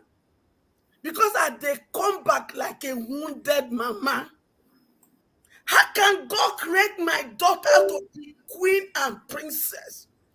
Una come they turn there to waiting God not make them be. Abba. Or in the name of making money. Money. When I find out before I run, I just want to tell you, See, Madam make I Hecho, finish. calm down, calm down, Wait, eh? wait, Calm wait, down. wait. Thank you Wait, very I much, finish Omoye. now. I need to run. Make I finish. I can't find access when they go Arab country. When they reach there, instead of the normal Olocho with Bola, See, you don't they come out. not come out. Oh, Yes, I have a lot to do. I've been here for long. I need to I run. know you. I really appreciate you. okay, Thank see you. it. Go. But I'm so listening. I'm listening in the background. No We worries. gonna meet again. Don't worry.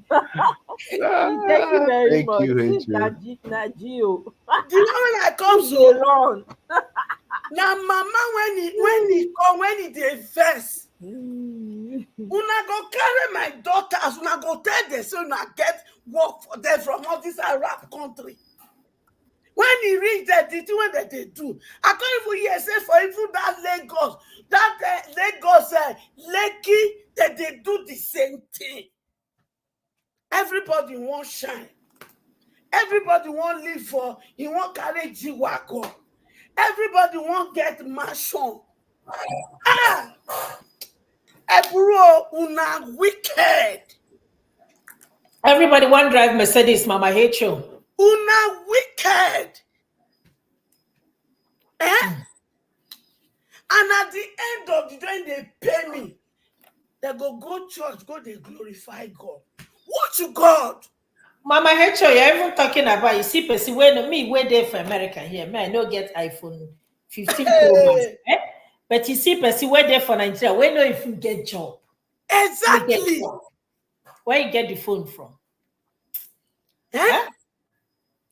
Mama Hecho, I beg. Oh my sister, my go. Man, I go Thank come you for very now. much, Ify. I And really women, appreciate. see, Thanks for growing stopping up. by. When I they grow up, now sugar daddy now they hear. But now sugar mommy come day, Abba. And you know say when women they operate this journey, their own their own wickedness that different level. Oh. Una go come they tell my sons, make they come they do wetin. I beg, Mama Echo, pause. Hey. Pause. I beg. Person don't See, have to do. all of una. When I was growing up, there is no child on the street of Nigeria. There's nothing like street children. Then I can't grow up finish. I can't see children on the street of Nigeria. Now only in the north before now that they call the Amajiri. Only for me to make inquiry recently. I can't even say that Amajiri. Now different definition. Now they thought, oh my God. So, Boboyi, all of una go release my children. No, una go release them by force. Una go release them. Some all those one there for House of Senate. They go thief our money finish. They go begin to take and carry my daughter, begin to take and show up, buy houses for them. Is that why you are there? Am I worried or make them don't worry? My children will be free. My children will be free in Nigeria. Yes, sir. They will be free. Yes, sir. I don't care who will go for it. But I will pull all my sons and daughters from una grip. Because that is not who they are. Whatever they are doing today to survive, we the parents and we push them into ram. Society now push them into ram. And if we want to declare by penalty, now this looter and all these useless religious leaders that led my children astray, they are the ones that deserve that penalty. I will go recommend that for them. Because I know one thing. Because the good people refuse to act. Good people refuse to speak up. Good people refuse to go into the political arena to take over power. Now give all these wicked people power to continue. But I say no. Because I have come to realize in my break that what my children have become is as a result of all this wicked elite.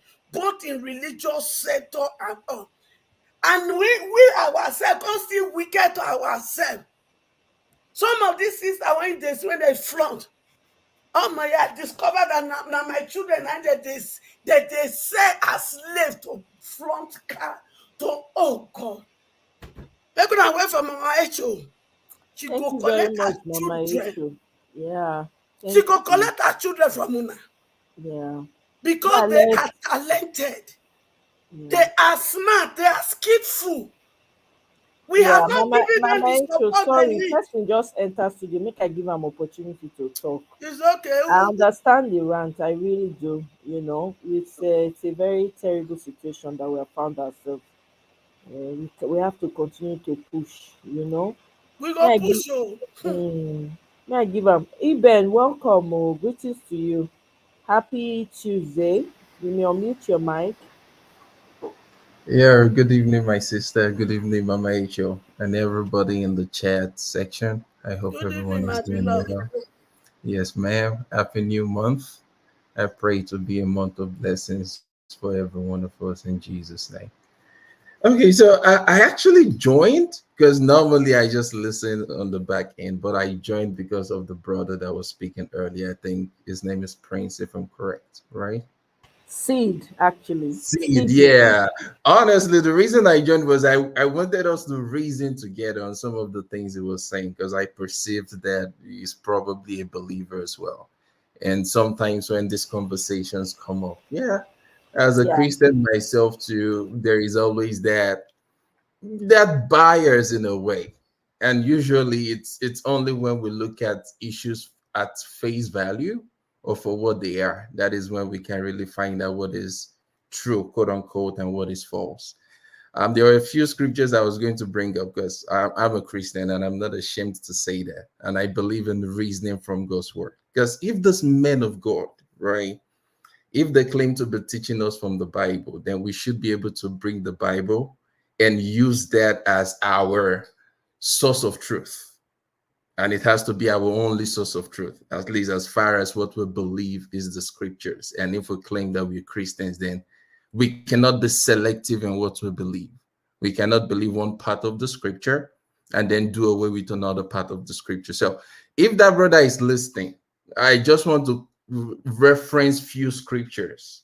And in the light of the scriptures, I want us to think and question some of the things that we've heard this respectable preachers say, or these fathers, as it were, fathers of faith, some of the things that they've said in time past and also in recent times. And even their silence, we can also question their silence. We can absolutely do that. So the Bible says somewhere in Proverbs chapter 31 and verse 9, and I just hope this brother is listening. Proverbs 31 verse 9. Now, we know what has been going on in Nigeria. We know that things are not working the way they should. In fact, I don't want to go back in history to the elections and how it was stolen and all the things that played out.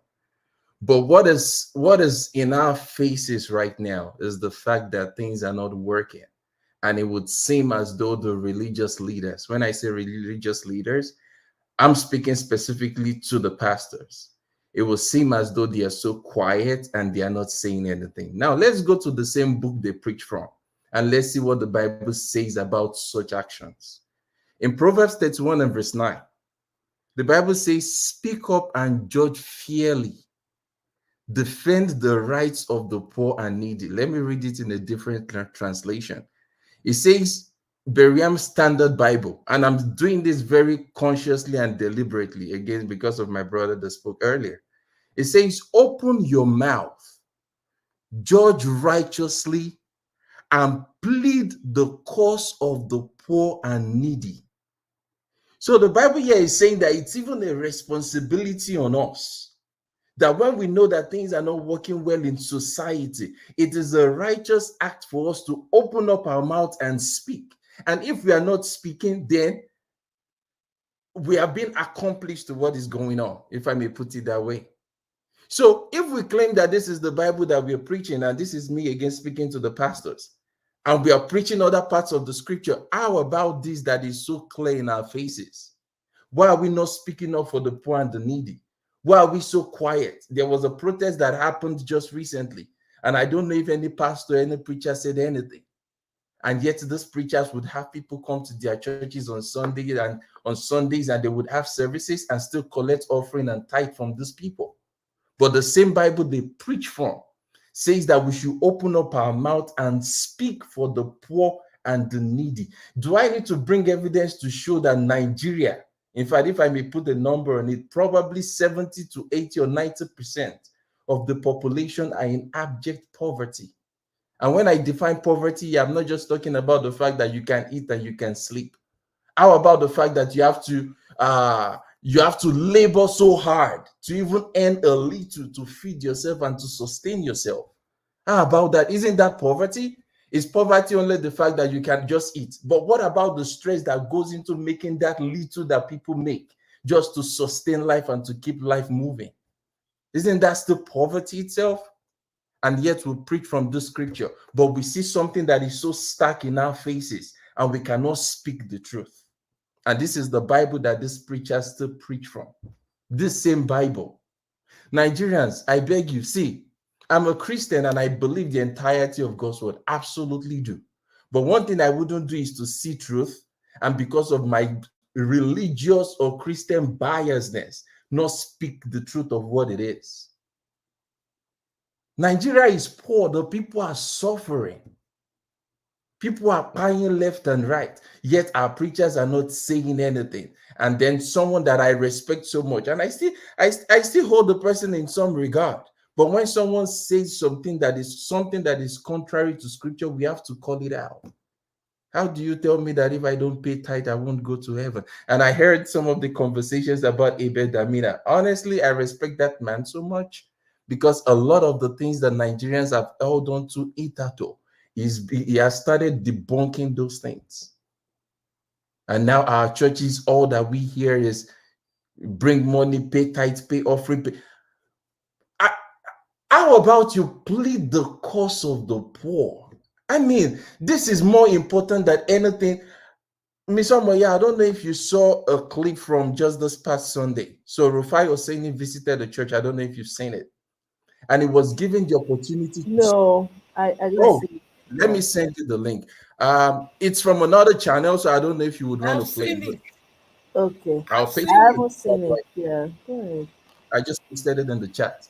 Okay. Honestly, what this guy said within the few minutes that he spoke, I could listen to that over and again, and it will satisfy my soul much more than a lot of the preachings that we hear in our churches today. This guy was so brutal. In fact, you would almost think Rufai is a pastor, but it was very clear what he communicated, and he had no remorse for the truth. He spoke the truth exactly how a lot of our preachers should be speaking this truth. Nigerians, especially those of us that call ourselves Christians, and I can only speak to this because I don't know so much about the other religions. See, if you're a believer and you go to church, I beg you, you had better embrace your Bible much more than the churches you go to. Let me say that again. If you're a believer and you believe in the scriptures, please embrace your Bible much more than what your preachers tell you, because a lot of them are so fallible. They are. And I did not used to know those things before until I began to check the Bible myself. In fact, let me read 2 more scriptures and then I'll be done with all that I'm saying. So the first one that I referenced was Proverbs 31 verse 9, that says it is our responsibility to defend the poor and to speak on their behalf. Now, there's another scripture in Micah chapter 3 verse 11, and I believe that this is the case and this is the situation in Nigeria as well, whether it's in the political space or the religious space. It says the heads thereof, speaking about the leaders in Israel in those days, it says they judge for reward. In fact, let me read it in a very simple translation. It says, our leaders pronounce judgment for a bribe. Our priests instruct, meaning they teach for a prize. And our prophets divine for money. You see how everything is connected back to money. Let me read it. It says the leaders, they pronounce judgment for a bribe. Speaking about money. Our priests, they teach for a price. Still speaking about money. And our prophets, they divine for money. This is the Bible. Micah 3:11. And this is the exact state of the nation Nigeria as well. Whether it's from the political space to our religious space, it is the exact same template. Everything comes back to money. So I'm telling you that your Daddy Geo, and I'm not speaking about the most popular Daddy Geo we know. No, I'm talking about every head of every spiritual movement or every church. Look at what they teach. Look at what their hearts are set on the most. And even in this time, watch out for what they are saying and for their silence as well. Are they speaking truth to power? Are they speaking about the injustice currently going on? Are they advocating for the needs of the people? Are they speaking for the poor? If your Geo isn't saying anything, honestly, I'll leave it there for you to decide what to do. One last scripture, Isaiah chapter 59 and verse 14. It says, and judgment is turned away backward, and justice stands afar off, for truth is falling in the street, and equity cannot enter. Truth is no longer existing on the streets, and equity cannot enter.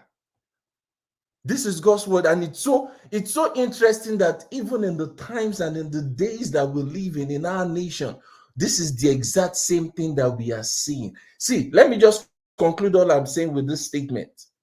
If in this moment that we are in, your pastor, the church that you go to in Nigeria, your pastor is not saying anything about the injustice in the land and is not speaking on behalf of the poor and the needy, I think you have so many questions to ask your pastor. I'll leave you there.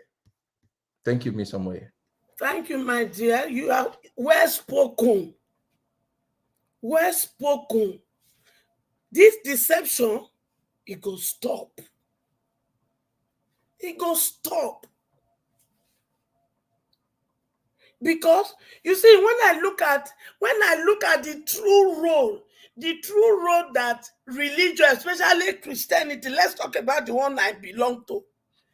The role they were supposed to play is to speak the truth always. If they have spoken the truth, our society will not be what it is today. But because of their stomach infrastructure, they will not speak the truth. They will always preach lie. The Bible makes me to understand that call no one Father. Call no one else Father. For your heavenly Father is in heaven. But today, now them be the God. Daddy. My daddy say, when, in fact, Omoyemona help me do research now. I want to know when daddy creep into the church. I want to know. Because at that time, now they make themselves God. That is how when they go, they pray. They go, they pray with Daddy Adegboye. Daddy Adegboye.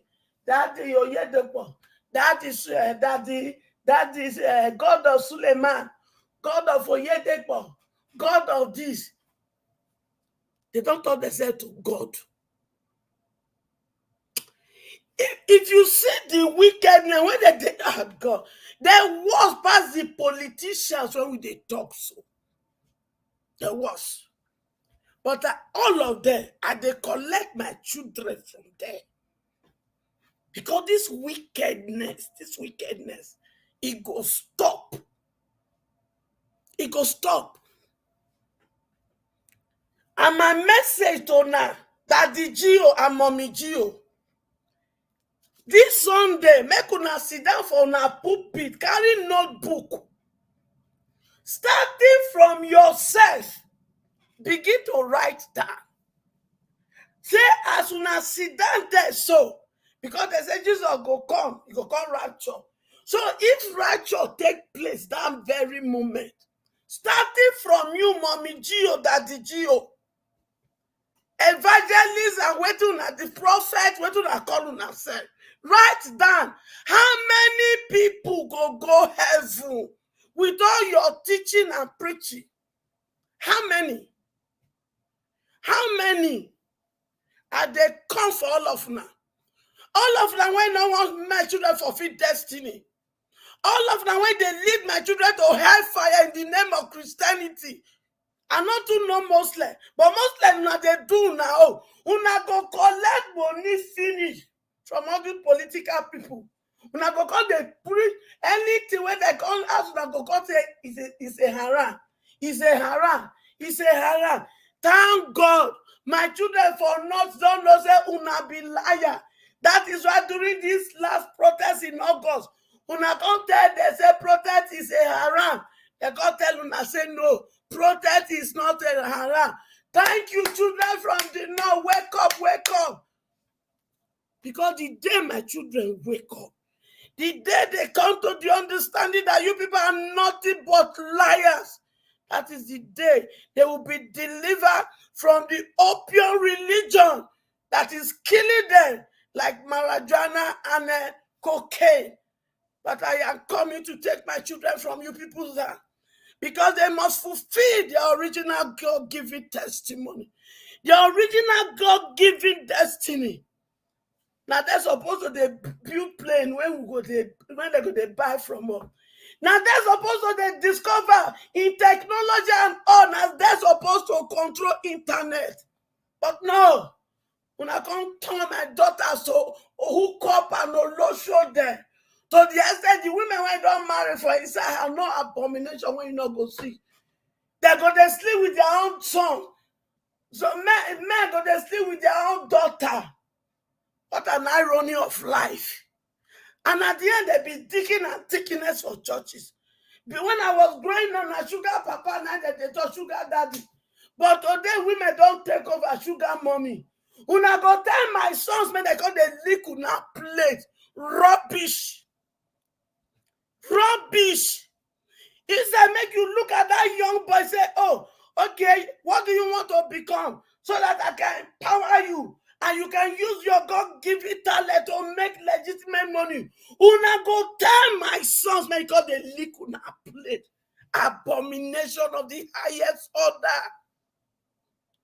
Una go tell my daughter, make them open their mouth. Arab, una go carry them, go Arab nation, una go tell them, make them open their mouth. Make Arab man they poop for my daughter, Pima, make it eat in the name of making money. Una go bring animal dog, make it begin to sleep with my daughter. You know, this whole channel right now, everything all this words when you talk, they will cancel this entire 4 hours when I do. My dear, all those you're using a lot of trigger words now.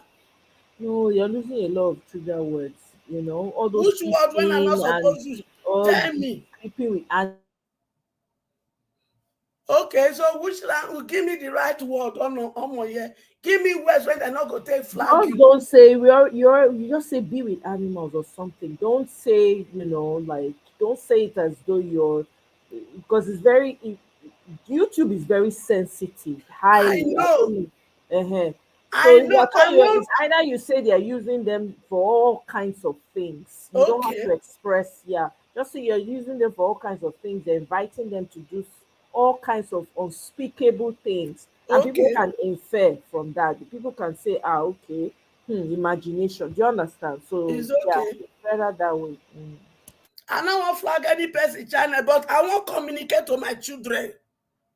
Yeah, no, go ahead. You can communicate. I'm just saying they love. You can just, if anything when you want to talk, like, you know, you want to express like certain things when they do, you feel say, you know, they are using the children for all manner of things. You understand? You can even say they're selling them off at because I say that, they're selling them off at the borders for next to nothing. They're shipping them off to different locations to do unspeakable things. You understand? And the painful thing, now us the grown up, like they do one. You go see person from poor home. You go tell her say you won't help her. Before the this on now Europe and Europe Arab country, that they carry my children go. In the name of say job, there, you go do house help. So that if you say house help for them, it them more better. They go even lie to them, say they go work for supermarket. All manners of lie. Some of our my sisters when they do buga for when they do like big matter for Nigeria, and the same thing applicable to men. Una go deceive my daughters. Come on for country say that if I the day when I found I said they don't even they call they carry they go Burkina Faso here. I say now so we wicked rich. Una no go tell una no waiting that they go tell them do, but you will not tell them. And at the end, these same people when they do this, una go call the point time for politician. Waiting make una different for politician when he wicked. Waiting. All of una state governor, councillor, house of rep, una they collect money from federal government, but una know they take and do the real thing. And they come for now. Oh my God, you know, say primary schools, children go they sit down for ground. They go they sit down for ground to learn. And when they tell me, say children are the leaders of tomorrow. Oh my God, what do you think when those children, as they see society, when they do you see they having a hope to become a leader? Then Obaseki, they show now shop right when he built. And those people now they celebrate. Oh my sheo. Then they carry una money put for pocket. Give una peanut. No policy to change una life. They carry one supermarket, give una. They say na chop right. They can't show una during election. Now because they don't do some work. You see, this is our mentality of defending them. We need to stop them. Because these people, they are our employer. How can your employer loot you and put small money for your hand? Say, this is what I sold today. Now go they clap. I make a tell you now, all Nigerian looter. We go collect those money from our hand, home and abroad. Anywhere wanna put that. Because this mentality, when they know they audit to now, when they know they audit to now, when it can become culture. Me and my children, they call audit to now. Because from councillor to presidency, my children are taking over. They will take over. And the category of children when go take over, they must have all this. They must be competent. They must have good character. They must be honest. They must be truthful. They must have love for humanity. And above all, they must have the fear of God. So if you know, say, that country called Nigeria, if they shame you the way they shame me, and you don't complain, tire, and you know, say you get this characteristic when I put for here, there is a job for you. Choose from councillor to presidency. There is opening. I know that they say Jagaban is in power. Hey, Jagaban, they say you don't cover every unit. So no person go fit on and throw you. Now you go rule for 8 years. Jagaban, I say to you, you are lying. If you like, make you block all the blockage. DSS put there, a court put your own. Do everything. Because there is one thing me and my children go do. We didn't do it. And this one, it not go be like before. They say now Godfather reason and they take enter. Me, as a godmother, I they bring my children into this journey with us. So it's going to be journey of Godfather versus Godmother. Because my children must take over their rightful place. Una don't loot, you looted my generation. You looted the generation of my mother and my grandfather. Now, una don't start to loot these children. Even the one where they never born, they never conceive. Una don't borrow money for their head. They buy private jets. They renovate 21 billion house for VP. They give your wife how many million to go do decoration. Renu Tinubu, that the GO of Redeemed Christian Center, I am calling on you to bring this your daughter to apologize to my Igbo children. Remember what he talked in 2019. Ọlọ́run á jogún àmọ́ Igbo lẹ́kọ̀ọ́, irọ́ lẹ pa. Sórí gbogbo òṣìṣẹ́ iṣẹ́ fún àwọn ọmọ Igbo lẹ́kọ̀ọ́ yìí, ó máa stop ni. Because none of us decide the very place where we want to come from. Una dey pursue Amaka, Abike Dabiri. You go pursue Tinubu because he started the bigotry. Another. And that Ose Onanuga. Gbogbo yin, una go hear from me. Another man will not come after me. But before una come after me, the person when he sent me this message, say make I tell una. Make una dig una grave. Make una digger. Make una buy una akpoti. Then make una buy rice, pepper, stew, cow, everything, because that is what we use to depart. We will celebrate una departure. He said, make I tell una say, if una just think of coming to buy me so that I don't free my children. He said, just thinking of it alone. He said, go wipe una and wipe una lineage. So make una they try to come get me. Make I not deliver my children. Because there is only one reason I am still living today. I am living because he have an assignment for me to deliver my children. And that I must complete before I go home. So I'm not worried. Children, wake up. Because I know you have the ability, the capacity to do that, that will turn Nigeria around for good. We are called the big brothers of Nigeria, of Africa. We are called the giant of Africa. But right now, we are not even giant of an ant. We are being mocked, we are being reproached because we have refused to take our rightful place in the land of Africa. Africa continent was supposed to be made to be great. But now we've turned ourselves to become slaves. Before they used to come to take us as slaves. But because they've messed our society, we now use our leg to come down to them as slaves.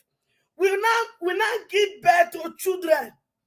They call it Africa not good, Africa not good. My children want to come born for you, no one can go back home again. I am rescuing my children. And that I must do before I meet my maker. Yeah, I go learn the language. I go use the right one. I not come make your channel go down. No. Thank you, my love. No wahala. Thank you very much. Nothing wrong with your message. Not just the words. If you want to, instead of saying maybe everything, that you can just say, oh, the children are being used for unspeakable things. They're doing all kinds of things. So they're trading them at the border, stuff like that. So that's it. I know it's not your. I mean, you didn't come to bring that. I know. It's just YouTube is very sensitive. Anyway, extremely sensitive. Now anything that goes out, they will just bam, remove them. So that's it. That's okay. We'll be learning as we go along. But thank you very much, Mama Rachel, for joining. I really appreciate you for stopping by. Really, really do. Thank you so much for your submission. This fight, a long fight, we will continue.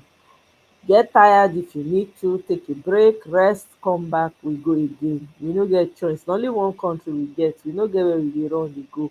And we're not going to abandon. The intention is for us to abandon our ancestral homes so that strangers can come and take over. That's really the plan, right? So if you can see beyond all the facade that's going on, see beyond all the, and remain focused so that we can win out, get our country back. That's all it takes, you know. And no, and then for those of you that know, Bill Gates is in Nigeria and he's pushing vaccines for pregnant mothers, babies, and all of that. Tell your people, make una no collect. Mona no what collect. Mona tell una people, because that man don't mean well. Unfortunately, we have terrible leaders. They don't care. Now anywhere belle face, na im dem dey. As far as say that man don pay bribe, they go sell their family join sef give the man make he use as guinea pig. Having said that, thank you guys so much for joining me. I really appreciate it. Eben, thank you so much for coming in. Mr. Ferreira, please take care of yourself. Oh, I beg, get well, strong, well, so that we can continue to move this forward. Oh, the fight long. Ify and Seed, thank you so much. I appreciate you guys for being on the panel with me. Annie, Quinty, Gayo Wanlele, thank you so much. Nacho, my darling, thank you so much for stopping by. It's been a while. Thank you. Kene, thank you. I really appreciate your consistency, your support, everything. I salute you now. I really appreciate. Ibi na Ibe now. Yeah, absolutely. Oh my God. Thank you guys. If I don't mention your name, I beg no verse. So the name is plenty and the list is long. So in case I missed your name, Paradigm, thank you so much. I appreciate you guys for stopping by. Please continue to share. Zipporah, thank you so much. Obaro, thank you very much for stopping by. AGK, thank you. I appreciate all of you. I will see you guys on my next one. I think what's happening tomorrow? There's something that's happening tomorrow. I can't remember right now, but I probably will be streaming it on here. So you might want to keep your notification bells on so that when I start streaming, you can be a part of it. Thank you all so much. Have a wonderful rest of the night, and I'll see you on my next talk. Bye.